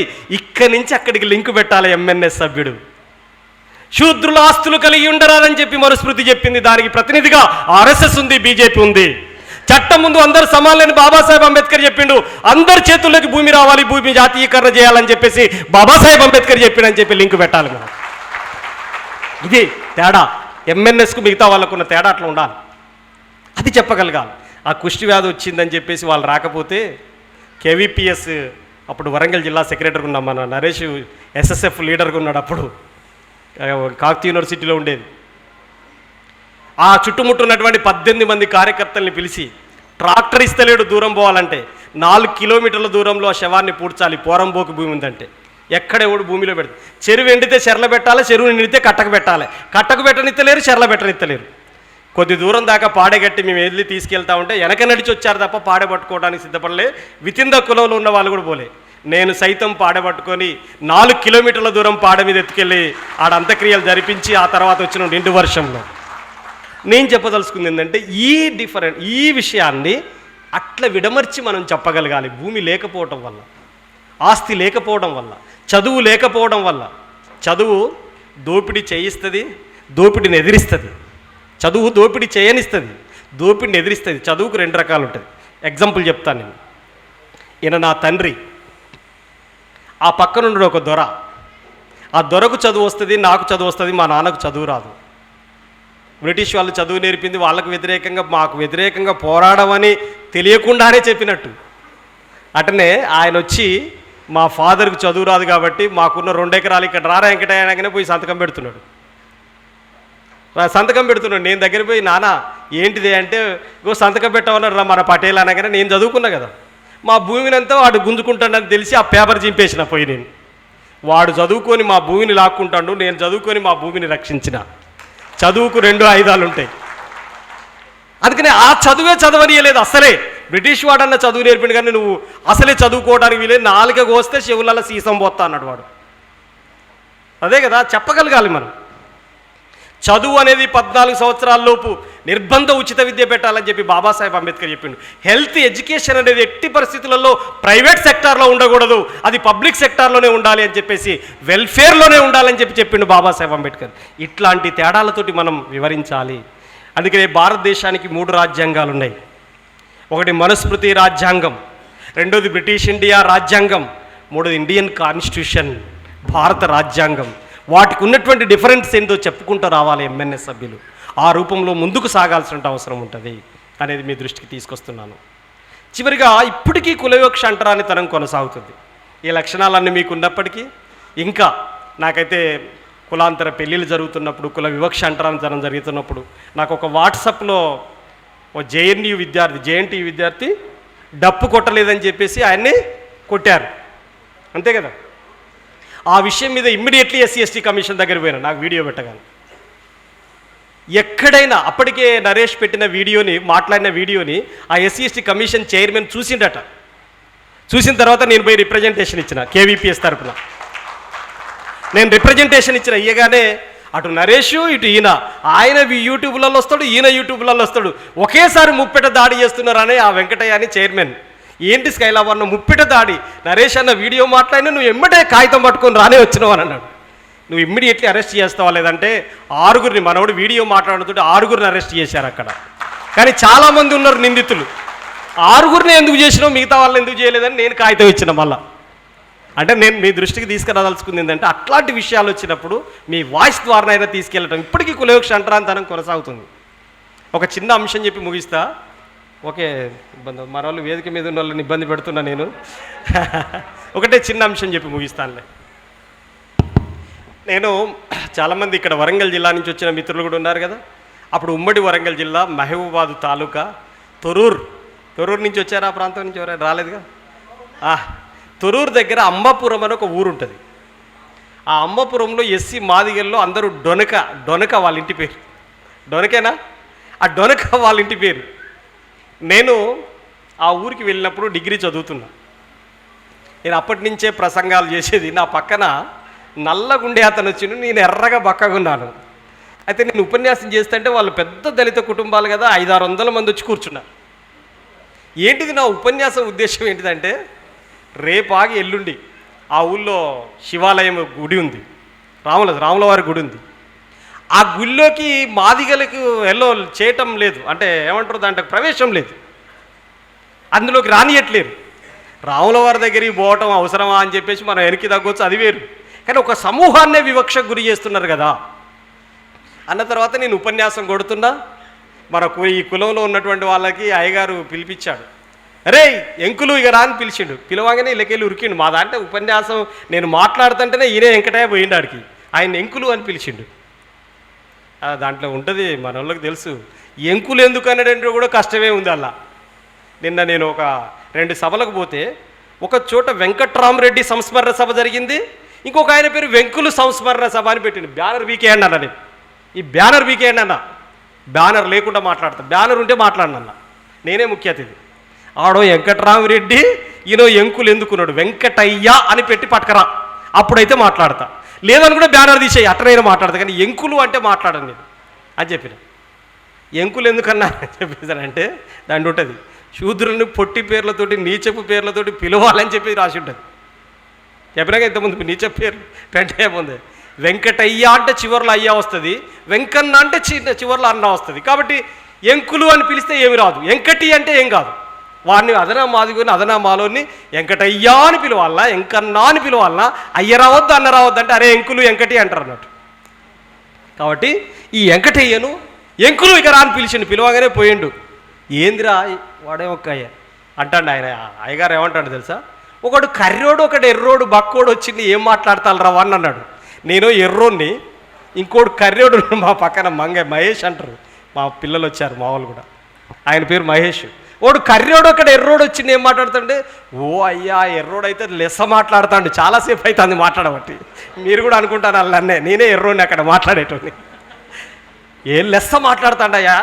ఏమన్నాడో తెలుసా అయ్యా, ఎల్లుండాట ఆడోళ్ళందరినీ నెత్తిలీర పోసుకోమంటాడు, మొగోళ్ళందరినీ స్నానాలు చేసి కొత్త బట్టలు వేసుకొని గుళ్ళేకి పోవాలంటాడు అయ్యా. మరి ఎప్పుడు పోతారా అంటే ఎల్లుండే పోతారట అనగానే డప్పు సాటింపు చేయాలరా అన్నాడు. మా పాలకే వచ్చిందయ్యా అన్నాడు. ఎంతరా అంటే 20 రూపాయలు అయ్యా డప్పు కొడితే అన్నాడు. 20 రూపాయలు ఇచ్చిండు, డప్పు స్టార్ట్ చేసిండు. ఏమని స్టార్ట్ చేసిండో తెలుసా డప్పు, ఓ ఇన్నోళ్ళెవరో ఎల్లుండి మాదిగొల్లి గుళ్ళెకి పోతాడట అయ్యా, వాళ్ళే కనుక గుళ్ళెకి పోతే దేవుడు గుళ్ళెకి వెళ్ళిపోతాడయ్యో అని చెప్పి డప్పు సాటింపు చేసిండు. డప్పు సాటింపు చేసిండు. డప్పు సాటింపు చేసిన తర్వాత నాకు వినపడ్డది ఆ విషయం. స్కైలాబర్న అది అని ఉపన్యాసం ఆపి నా పక్కన ఉన్నాయని వినవంటాడు. మళ్ళా సౌండ్ వచ్చింది, ఇదే ఇప్పుడు మాట్లాడింది. ఇన్నోళ్ళెవరో ఎల్లుండి మాదిగొల్లు గుళ్ళెకి పోతారట, వాళ్ళే కనుక గుళ్ళెకి పోతే దేవుడు గుళ్ళెకి వెళ్ళిపోతాడయో అని చెప్పేసి డప్పు సాటింపు చేసిండు. ఇది ఎవరు చెప్పిందంటే మన ఊరు అయ్యగారు చెప్పిండయో అని చెప్పారు అన్నాడు. నా ఉపన్యాసం ఆగలేదు. ఈలోపు డిఎస్పీకి, ఎంఆర్ఓకి, ఎండోమెంట్ ఆఫీసర్కి రిప్రజెంటేషన్స్ ఇచ్చినాను, అవన్నీ చేసినాం. తర్వాత మరుసటి రోజు వచ్చింది, ఎస్సీలంతా కట్టు మీద ఉన్నారు, నెత్తిలీర పోసుకున్నారు. నెత్తిలీర పోసుకోవటం అంటే అర్థం తెలుసా మీకు? మొత్తం స్నానం చేసిన తర్వాత జుట్టేసుకోకుండా తల ఆరబెట్టడం. మహిళలు నెత్తి ఈర పోసుకోవటం అంటే తెలిసిన, అట్లనే వదిలేస్తారు, లూజ్ హెయిర్ చేయటం.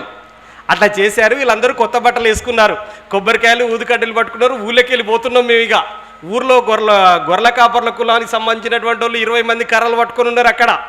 ఇది 500-600 మంది ఉండే, వాళ్ళు కర్రలు ఎత్తేసి ఎటో వెళ్ళిపోయిళ్ళు. ఇక మేము గుళ్ళకి పోతే చూడరాదు, ఇక ఒక్కొక్కడు మాదిగొల్ల పిల్లగాడు ఎగిరెగిరి గంటలు కొడుతున్నారే, ఎగిరెగిరి గంటలు కొడుతున్నారు. మహిళలు నీళ్ళ మీద పోసుకొని చుట్టూ బొరలాడుతున్నారు. గుడి ఓర్ని ఆ చుట్టూ బొరలాడుతున్నారు వాళ్ళంతా. ఎప్పుడు 70 ఏళ్ళు అవుతుంది, మా తాతలు పోలే, మా తండ్రులు పోలే, భలే వచ్చిన కొడుకు నన్ను ఎత్తుకొని ఊరేగింపు చేస్తారు. అంతా ఓ మాయా ప్రపంచం అక్కడ. ఇక అది అయిపోయిన తర్వాత చూడరు. అదిగా ఆ ఊర్లో బీసీలు అంతా పోయి అయ్యగారి ఇంటి మీద పడ్డరు. ఏం అయ్యగారు, దేవుడు ఉన్నాడంటారా పోయిండంటారా అని అడిగారు. నిజంగానే పాయిరు కదా మాదిగొల్లు గుళ్ళకు, ఇప్పుడు దేవుడు ఉన్నాడంటారా పోయిండంటారా అని అన్నాడు. అయ్యగారు ఏం చెప్పాలి, దేవుడు పోయిండంటే వాడు పోయినాక నువ్వెందుకు, నువ్వు కూడా పో అంటారు. దేవుడు ఉన్నాడంటే అప్పుడు పోతాడంటే కదరా అంటారు. ఉన్నాడన్నా అయ్యగారికే లాభం, పోతాడన్నా అయ్యగారికే లాభం. ఏమి చెప్పినా అయ్యగారికే లాభం, ఏం చెప్పినా అయ్యగారికే లాభం. మనం చేసేదంతా వారి కోసమే, మనం చేసేదంతా వారి కోసమే. మన పుట్టుక నుంచి చావు, మన తర్వాత తరాలు కూడా మన కష్టార్జితాన్ని దోపిడీ చేయటమే మన పని. కాబట్టి ఏం చెప్పిండు తెలుసా, దేవుడు మైలబడ్డది, అర్చన చేయాలి, అభిషేకం చేయాలని చెప్పి కాబట్టి ఇంటికి 5 కేజీల బియ్యం, ఉప్పుతో 9 అని దాన్ని చెప్పాను. మాదిగొల్లు గుళ్ళెకు పోయినందుకు రాబోయే 10 ఏళ్ళు బతికి అంత సొమ్మొచ్చి పడ్డది అయ్యగారింటి మీద. ఒకడే కుటుంబం కదా, ఏమి జరిగినా అయ్యగారికే లాభం. అట్లాంటి డిస్క్రిమినేషన్ చూస్తాం, కల్లారా చూసినోడిని నేను. ఆ అడ్డుకున్న పిల్లల కేసులు అయితే అని చెప్పి భయపడి వెళ్ళిపోయిన తర్వాత వాళ్ళు కలిశారు. ఆ తర్వాత వాళ్ళకు కూడా అర్థం చేయించిన ఇట్లాంటి కులవివక్ష ఇంకా లేదు అని చెప్పేసి అనుకోవడానికి వీళ్ళు. చాకలి అంటే తక్కువ కులమే కదా, మాదిగ అంటే తక్కువ కులమే కదా. ఈ కల్వకుర్తి దగ్గర మహబూబ్నగర్ జిల్లా వాళ్ళు వచ్చారు కదా, సాకలి గుడిసెలు అని చెప్పేసి ఒక ఊరు ఉంటుంది. మహబూబ్నగర్ జిల్లా వంగూరు, అదే నాగర్ కర్నూలు కిందకు వస్తుంది. ఇప్పుడు అది వంగూరు మండలం పక్కనే సాకలి గుడిసెలు, ఊరు పేరే సాకలి గుడిసెలు. సాకలి కోనారావుపేట, కామారెడ్డి, సంగారెడ్డి, రంగారెడ్డి పేర్లు ఉంటాయి కదా, వెంకట్రావు పెళ్ళి, ఇట్లాంటి పేర్లు ఉంటాయి. మాదిగ వారిపేట అని ఎక్కడ ఉంటుందా, మాలవారిపేట అని ఉంటుందా, ఉండదు. అట్లనే ఆ సాకలు గుడిసెలు ఊరి పేరు, 2 కులాలు, సాకలు మాదిగోళ్ళు 2 ఉన్నారు. ఇక మిగతా వాళ్ళు ఒక్కొక్క ఇల్లు ఉంటుంది.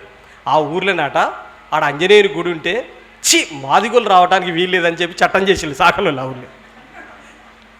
ఇది ఎక్కడి కథ, వాళ్ళు పొద్దుస్తమానం బట్టలు ఉత్తుకొని సాకలు దన్నవ్వని వాళ్ళు ఆడుకుంటోళ్ళు, వీళ్ళు చెప్పులు కుడితే ఊళ్ళల్లో ఇళ్ళకే రానియరు వీళ్ళని. ఇద్దరు అంటారు ఏంటరా పరిస్థితి అని చెప్పేసి ఒకరోజు నేనే పోదామని చెప్పి ఊళ్ళోకి పోయినా. కూర్చున్నప్పుడే మాదిగలు వాళ్ళు తక్కువ కులపలు, వాళ్ళతోటి మేమేందా మాట్లాడేదని ఒక ఆయన సీరియస్గానే వస్తాడు ఏకంగా.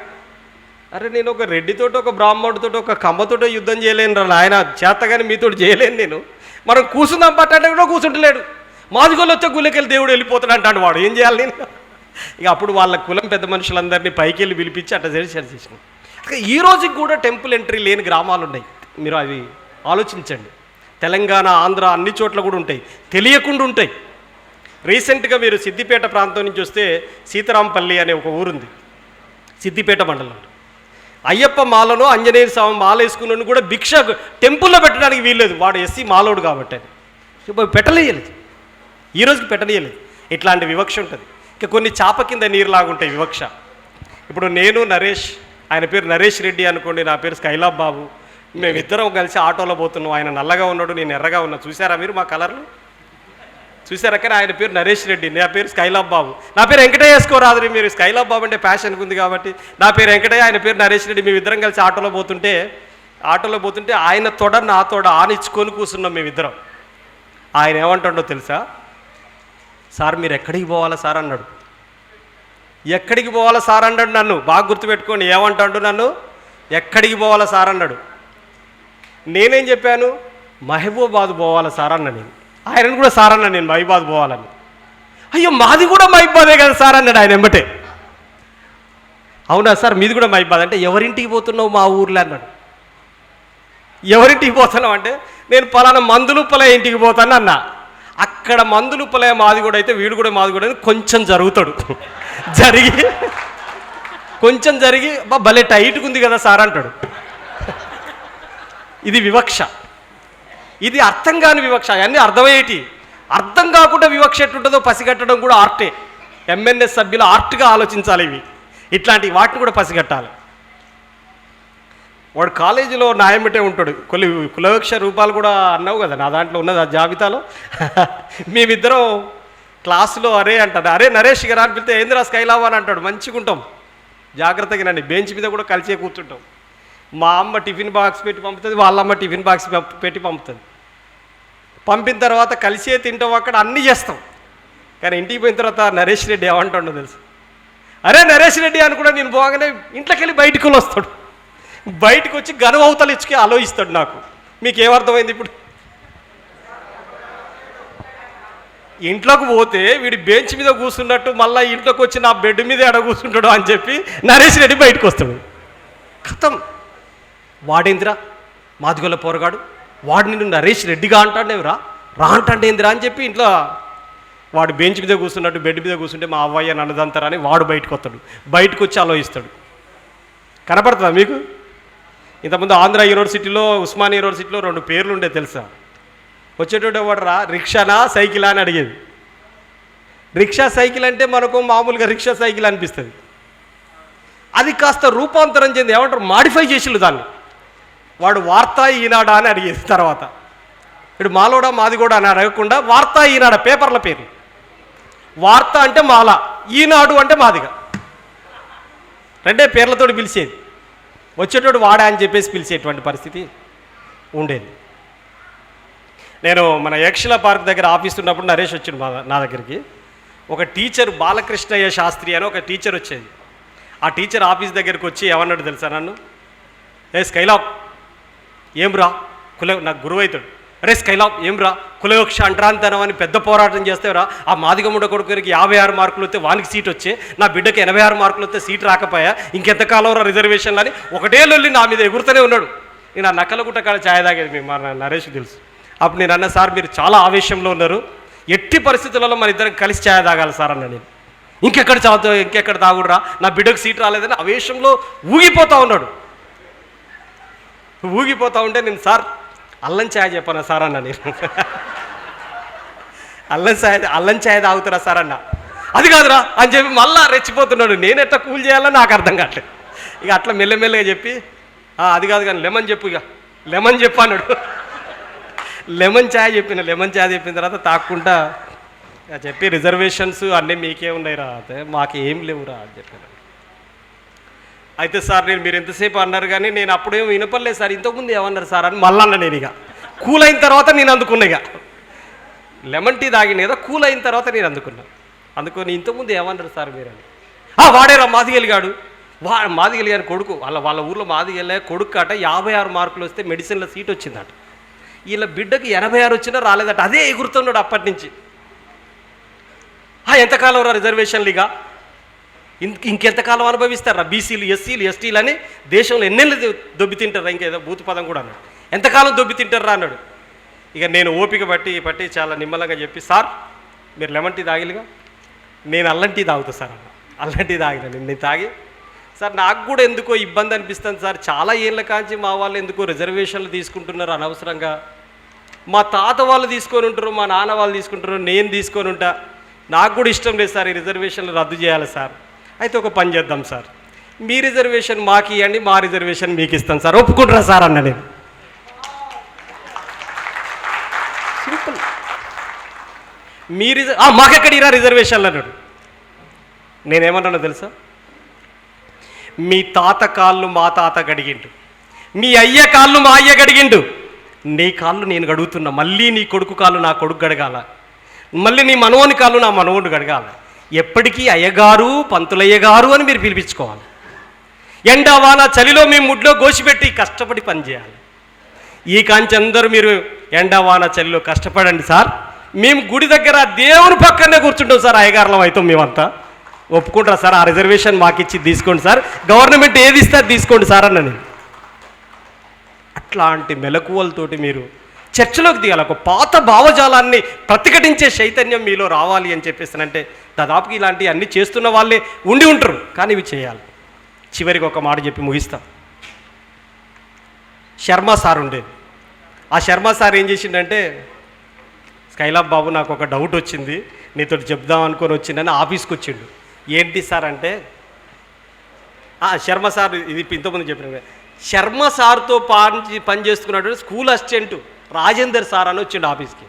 ఆ రాజేందర్ సార్ ఏమంటుండంటే, అన్న నాకు ఒక విషయం తెలుస్తలేదు, రోజు మధ్యాహ్నం ఒక సారు శర్మ సార్ అని అన్నం తింటున్నప్పుడు ఏమంటాడంటే, నువ్వు ముందు తిను రాజేందర్ అంటాడు.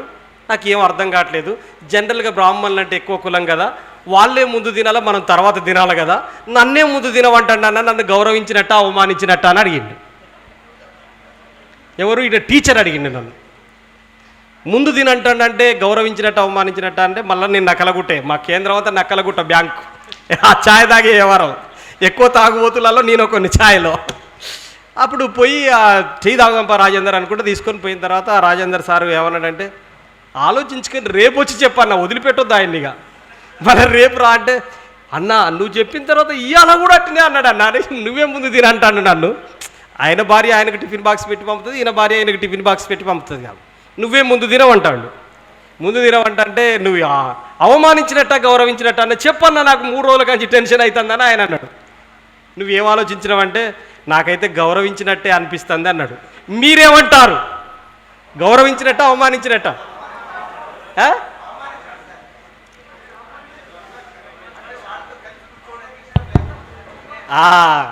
ఇక్కడ ఒకటే విషయం గుర్తుపెట్టుకోండి, ముందు తినవంటండు అంటే చాలా ఘోరంగా అవమానించినట్టు. ఎందుకంటే నువ్వు నేను కలిసి తింటావురా అనేది నెంబర్ 1. నెంబర్ 2, నా కూర తక్కువ పడితే నీ కూర వేయాల్సి వస్తుంది, నీకు బువ్వ తక్కువ పడితే నా బువ్వ వేయాల్సి వస్తుంది. కాబట్టి మన ఇద్దరం కలిసి తింటానికి వీలేదు. నువ్వు అదనా శూద్రుడివి కాబట్టి నువ్వు ముందే తింటే నీ పని వెళ్ళిపోద్ది. కాబట్టి క్లోజ్, అది అర్థం కాకుండా ఉంటుంది. కాబట్టి ముందు తినవని చెప్పేసి అన్నటువంటి కలిసి తినడానికి అంగీకరించకపోవడం, నువ్వు నేను సమానం కాదని చెప్పడం, అంటే నువ్వు ముందు తినేస్తే నేను తర్వాత తింటా, నేను ఒక రూమ్లో తింటా పోయి. ఇట్లాంటి అంటే ఏమంటారంటే, ఇట్లాంటి కనిపించని వివక్షలు ఇంకా కొనసాగుతున్నాయి. వీటన్నిటికీ వ్యతిరేకంగా ఇంకా ప్రయత్నం చేయాలి. ఇప్పుడు ఇంతెందుకు, మధ్యాహ్న భోజనం వండితే ముక్కు పచ్చలారని పిల్లలు కూడా చెప్తున్నారు. ఆ ఎస్సీ డ్వాక్రా గ్రూపుల వాళ్ళు వండితే మేము తినవని ప్లేట్లు పైకి లేబెట్టండి అంటే ప్లేట్లు పైకి పెట్టి లేబెట్టారు తెలంగాణలో, వాళ్ళ కోసం, వాళ్ళ అవకాశాల కోసం. అంతే కదా, ఈరోజు కూడా వివక్ష కొనసాగుతూనే ఉంది కదా. అట్లాంటిది విద్యా సంస్థలలో, అనేక సంస్థలలో కొనసాగుతుంది. అందుకని కులం ఉన్నంతకాలం కొనసాగే కులవివక్షకు వ్యతిరేకంగా కూడా ఎంఎన్ఎస్ కృషి చేయాల్సిన అవసరం ఉంటుంది. నేను ఈ మూఢనమ్మకాల నిర్మూలన సంఘంలో డైరెక్ట్ బాధ్యతల్లో లేకున్నా ఇండైరెక్ట్లో మీతో పాటు కలిసి పనిచేయడానికి కూడా నేను సిద్ధంగా ఉంటానని చెప్పి తెలియజేస్తూ, కులవివక్ష వ్యతిరేకంగా సాగేటువంటి పోరాటాల్లో ఎంఎన్ఎస్ సభ్యులు కలిసి రావాలని, అట్లాంటి ఘటనలు ఏమైనా జరిగినప్పుడు కేవీపీఎస్ దృష్టికి తీసుకురావాలని, మీరు మేము కలిసి ఐక్యమత్యంతో ముందుకు సాగాలని, మన ఇద్దరం వేరు కాదు అనేటువంటిది నా భావం. ఇలాంటి క్లాసులు మా ఇంటర్నల్గా జరిపేటువంటి క్లాసులలోనే చెప్పేటువంటి వాడిని. ఇది కూడా కేవీపీఎస్ సంఘం నా సహచర సంఘం అని చెప్పి భావించి నేను రావటం జరిగింది. నేను చివరిగా చెప్పేది ఏంటంటే, 2 నెలల కిందటనే బైరి నరేష్ గారు చెప్పారు, ఇప్పుడు చాలా క్రిటికల్ సందర్భాల్లో నేను కమ్యూనిస్ట్ పార్టీ కార్యకర్తగా కూడా ఉన్నాను. మా పార్టీ అఖిల భారత కార్యదర్శి సీతారాం యేచూరి గారు చనిపోయారు. ఆ సంతాప సభల్లో ఉన్నాను బిజీగా. రెండోది తెలంగాణ రైతాంగ సాయుధ పోరాట వారోత్సవాలు జరుగుతున్నాయి, అందులో కూడా బిజీగా ఉన్నాను. వాటన్నిటిని వదులుకొని ముందే చెప్పినటువంటి అంశం కాబట్టి ఇక్కడికే రావాలనే ఉద్దేశంతో ఇక్కడికి రావడం జరిగింది. మీ అందరి మధ్యలో మాట్లాడే అవకాశం కల్పించినందుకు మరొకసారి మీ అందరికీ జై భీమ్, లాల్ సలాం తెలియజేస్తూ ముగిస్తున్నాను. టైం ఎంత అవుతుంది? మీరు లోపలికి 9ంటికి వచ్చేళ్ళు, 9 గంటల 5 నిమిషాలకు వచ్చేళ్ళు. 5 నిమిషాలు లేట్గా వచ్చినందుకు మీకు ఈ పనిష్మెంట్. అదే మీరు 9ంటికి వస్తే అయిపోవు కదా, అయిపోనా? కానీ చాలా హ్యాపీగా ఉంది. అలవాటు లేని వాళ్ళు ఇన్ని గంటలు కూర్చోవటం, 1-2 గంటలకు మించి జరగవు. నేనైతే ఎన్ని మీటింగ్లో పోతున్నో తెలియదు. ఒక పెద్ద వక్తను చూసి వస్తారు, ఆ స్పీచ్ టైంలోనే ఉంటారు, ఆ తర్వాత బిస్కెట్ ఎవ్వరు ఉంటాడు ఆడ చాలా మీటింగ్లకి. కానీ మన కుటుంబ సభ్యులు, మన సామాజిక పరివర్తకులు, ఈ ఆధునిక కాల సంఘ సంస్కర్తలైన మీరందరూ మీలో ఉన్న అంకిత భావాన్ని, ఓపికని, చైతన్యాన్ని, క్రమశిక్షణని చూపించారు. ఇది సమాజాన్ని ప్రేమిస్తేనే సాధ్యం, లేకపోతే ఇన్ని గంటలు ఉండలేరు. నిన్న నుంచి ఇప్పటి వరకు ఏ ఒక్కరు కూడా వినోదం కోసమో, విలాసం కోసమో, జల్సా కోసమో, సరదా కోసమో, సంబరం కోసమో తాపత్రయపడలేదు. ఇక్కడ స్థలం అయిపోతే ఆ పక్కన పడుకున్నారు, అక్కడెక్కడో డాబా మీద పడుకున్నారు, ఆ రోడ్డు మీద కార్పెట్ వేసుకొని పడుకున్నారు. నిజంగా హ్యాట్స్ ఆఫ్. మరి ఈరోజు ఒక్కసారి క్రాస్ చెక్ చేసుకుందాం. పొద్దున్నే ఫస్ట్ ఈ జిల్లా అధ్యక్షులని, ముఖ్య నాయకులందరినీ ఎప్పుడూ అవమానపడుతూ నా వీడియోనో, స్కైలాబ్ అన్న వీడియోనో, పెన్మచ్చ సుబ్బరాజు గారి వీడియోనో, రెంజల రాయేష్ అన్నదో, కదే కృష్ణ అన్నదో, బాబు గోగినేని సార్దో, ఎవరిదో ఒకరిది చైతన్య మత్స దేవేంద్ర అన్నదో, ఇంకెవరిదో ఏదైనా వీడియో స్టేటస్ పెట్టగానే మీ ప్రాణ స్నేహితులు కూడా మిమ్మల్ని అనేక అవమాన పదాలతో మిమ్మల్ని ఇబ్బంది పెట్టిన సందర్భాలే ఉంటాయి. అలాగే సోషల్ మీడియా పెడితే అసలు వాడు సంబంధమే లేనివాడు ఒక పెద్ద బ్యాచ్ వచ్చి మిమ్మల్ని కించపరుస్తూ చాలా కామెంట్లు పెడుతూ మీరు బాధపడి ఉంటారని. అరే, మనం బాధలు అవమానాలే కాదు, మనలాంటి వాళ్ళ మధ్యలో సన్మానాలు కూడా ఉంటాయి అని మీ అందరికీ రుచి చూపించడం కోసమే అన్ని జిల్లాల బాధ్యులకి 9 గంటల నుంచి దాదాపు గంటన్నర పాటు ప్రతి ఒక్కరికి సన్మానించి అది మా బాధ్యత ఫీల్ అయి చేసుకోవడం జరిగింది. మీకు తెలుసో లేదో, ఇందులో ఒక 760 కుర్చీలు వేసాం, పైన ఒక 40 కుర్చీలు వేసాం. ఇంకా 150 మంది మీ పిల్లలు పొద్దున్నుంచి ఆటల్లో తడిసి ముద్దయిపోతున్నారు. అక్కడ ఒక్కసారైనా మీ దగ్గరికి వచ్చిర్రా? వాళ్ళకి సంబంధించిన ఒక 20 మంది టీం చేస్తుంది అక్కడ. అలాగే మన వంటల ఖర్చులు తగ్గించడం కోసం మన ముఖ్యమైన వ్యక్తులందరూ అక్కడ పాత్రలు శుభ్రం చేస్తూ పని చేసుకుంటూ ఉన్నారు. పొద్దున మున్సిపాలిటీ వాళ్ళ డస్ట్బిన్ ఎత్తుకుపోవడానికి, పెద్ద ఫంక్షన్ కదా, డే అండ్ నైట్ ఫంక్షన్ కదా, ఒక్క ఫంక్షన్ ఎత్తిపోయడానికి మాకు 5,000 ఇస్తారు. మరి మీది రోజుకు 2,000 చొప్పున 10,000, 3 రోజులకి 30,000 ఇస్తే మేము మా మున్సిపల్ వ్యాన్ అక్కడ తెచ్చి మొత్తం ఎత్తి పారబోతామన్నారు. ఎన్ని వేలు ఇస్తే? కానీ మన వాళ్ళు ఎవరో ఇద్దరు నించోర్రి అటొచ్చాయి ఇటొచ్చాయి పట్టుకొని పోయి, అన్న 1000 మంది మేము 3 పూటలు తింటే 3 ఎత్తు కూడా చెత్త వాళ్ళేదన్నా అన్నారు. 3 ఎత్తు కూడా చెత్త వాళ్ళే, అట్లా పట్టుకుపోయి అక్కడ పడబోసి వచ్చారు. Really great. మరి ఆ తర్వాత వరుసగా చాలా పెద్ద పెద్ద ప్రసంగాలు. వీళ్ళందరికీ కూడా నేను ముందే మీకు ఏ విషయాలు చెప్పాలో గంటల తరబడి చర్చించాను. ఏ అంశం మీద మాట్లాడతారో ఈరోజు డిస్ప్లే చేయలే. నిన్న డిస్ప్లే చేశాం, అది కూడా అర్ధరాత్రి.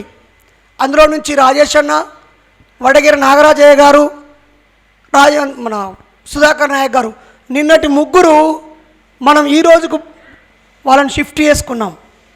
నిన్న ఎర్లీగా రాకపోవడమో, లేదా నిన్న వక్తలు ఎమోషనల్గా ముందుకెళ్ళిపోవడమో, లేదా సిచ్యువేషన్ డిమాండ్ చేయడమో జరిగింది. కానీ మైండ్ గుర్తుపెట్టుకోండి, వాళ్ళంతా అనుభవజ్ఞులే, జ్ఞాన సంపన్నులే. వాళ్ళ ప్రతి మాట అవసరమే. ఎదుటి వాళ్ళు మాట్లాడేటప్పుడు ఒకవేళ తప్పు అయితే ఆ తప్పును అర్థం చేసుకొని సరిదిద్దడం కోసం వినాలే. ఇంతకు ముందు విన్నదే మళ్ళీ వింటే కొత్త కోణంలో వినాలే.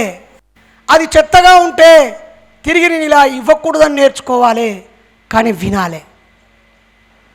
వినకపోతే ఏది అర్థం కాదు.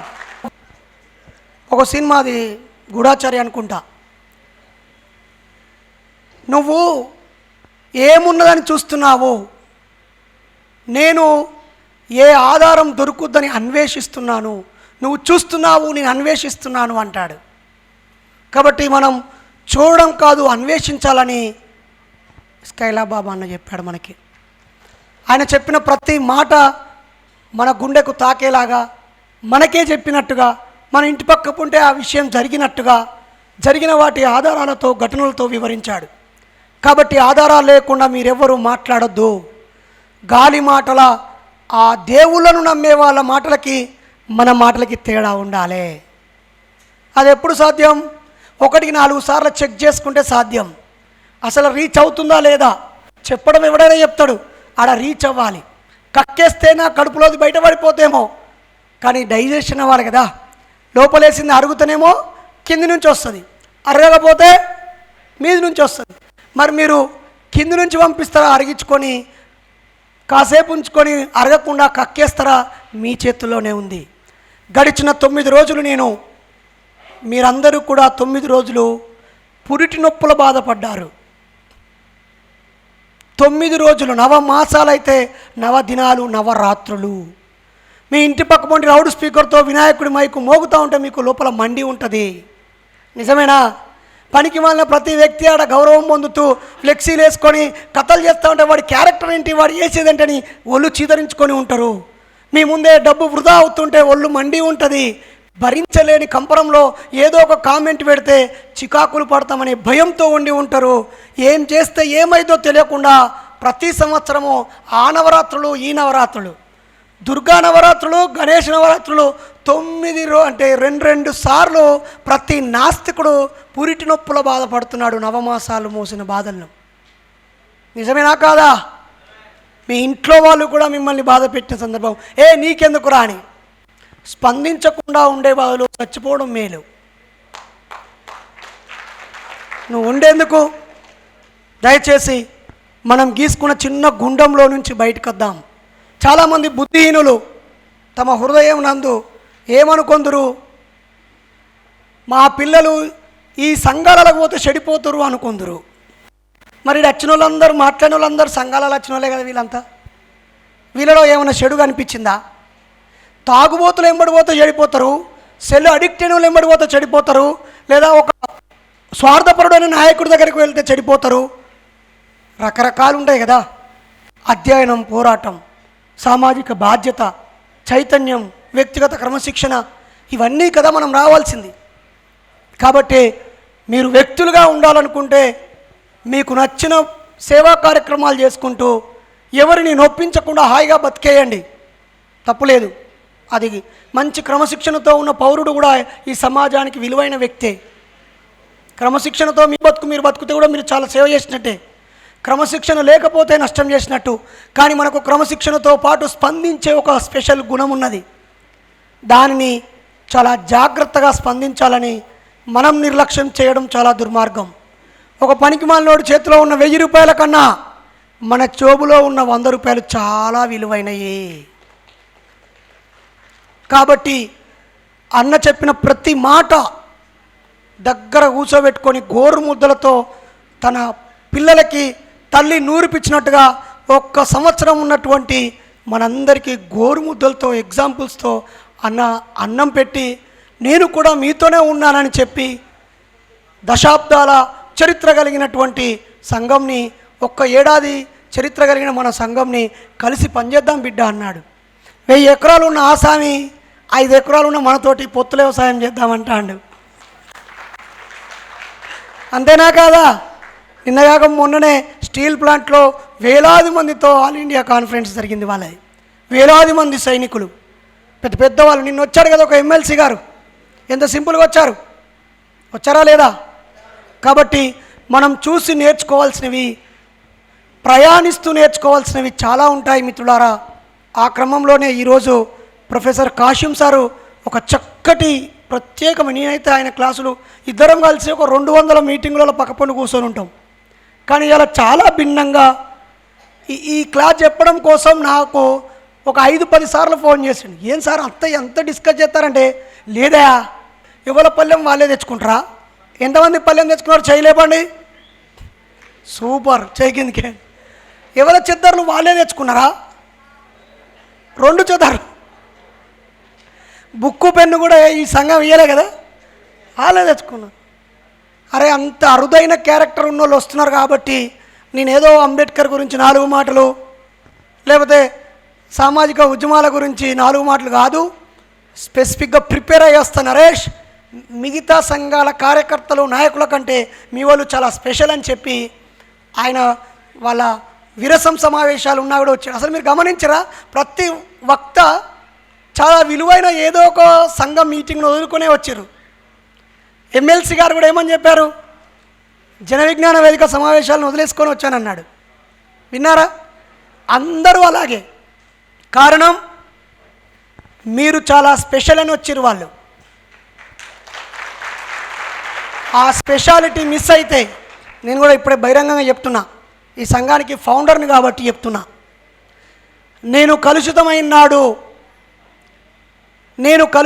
నాడు నన్ను ప్రశ్నించాల్సిన వాళ్ళు కూడా మీరే. ఈరోజు ఈ సభలకి డబ్బులు ఇచ్చినా ఇవ్వకున్నా మీకు వచ్చే 3 రోజుల 3,000 రూపాయలు వదులుకొని జోబులోంచి మరో 1,000 రూపాయలు ఖర్చు పెట్టుకొని వచ్చారంటే రాని వాళ్ళు 500 200 వేసారు సంఘానికి, కానీ మీరు వచ్చిన వాళ్ళందరూ 5,000 ఇచ్చారు. నిజమా కాదా? కానీ 50,000 స్ఫూర్తిని మాత్రం తీసుకున్నారు. ఈ చెవులో తీసుకొని ఈ చెవులో వదిలేసే 500 కావద్దు మా వాళ్ళు. ఇట్లానే ఇక మీరే నేర్చుకొని, ఒక ఆయన పెద్ద మనిషి, నేను నిత్య విద్యార్థిని, నేను చదువుతూనే ఉంటాను. ఏం చేస్తావే చదువుకున్నట్టే? తెలుసుకోవాలి కదా చచ్చిపోయాక. అరే తెలుసుకోడు ఎందుకే? నీకు 70 ఏళ్ళ వయసు వచ్చింది, చెప్పవాయిగా, నువ్వు నేర్చుకునేది చెప్పవాయిగా, ఇంకెప్పుడు చెప్తావు? అలా కాదు, ఈ వయసు వచ్చేదాకానేమో ఇంటర్మీడియట్ చదివేదాకానేమో గాలేశం, ఇంటర్లోకి రాగానే చాలా టైట్ పొజిషన్ అని చెప్పేసి అలా మిక్సీ పెట్టి రుద్దుతాడు. డిగ్రీకి వచ్చిన తర్వాతనేమో వాని ఎంజాయ్కి టైం ఇస్తాడు, కానీ ఈ సామాజిక బాధ్యతలకి టైం ఇయ్యాడు. ఆ తర్వాత యూనివర్సిటీకి పోయినాక పోటీ పరీక్షలు అంటాడు. ఆ యూనివర్సిటీ చదివైపోయాక పోటీ కోసం 2-3 ఏళ్ళు ఎవరికి సంబంధం లేకుండా చదువుతాడు. జాబ్ వచ్చిన తర్వాత ప్రొబేషన్ 3 ఏళ్ళు అని చెప్పి అన్నే ఉంటాడు ఆడిగా.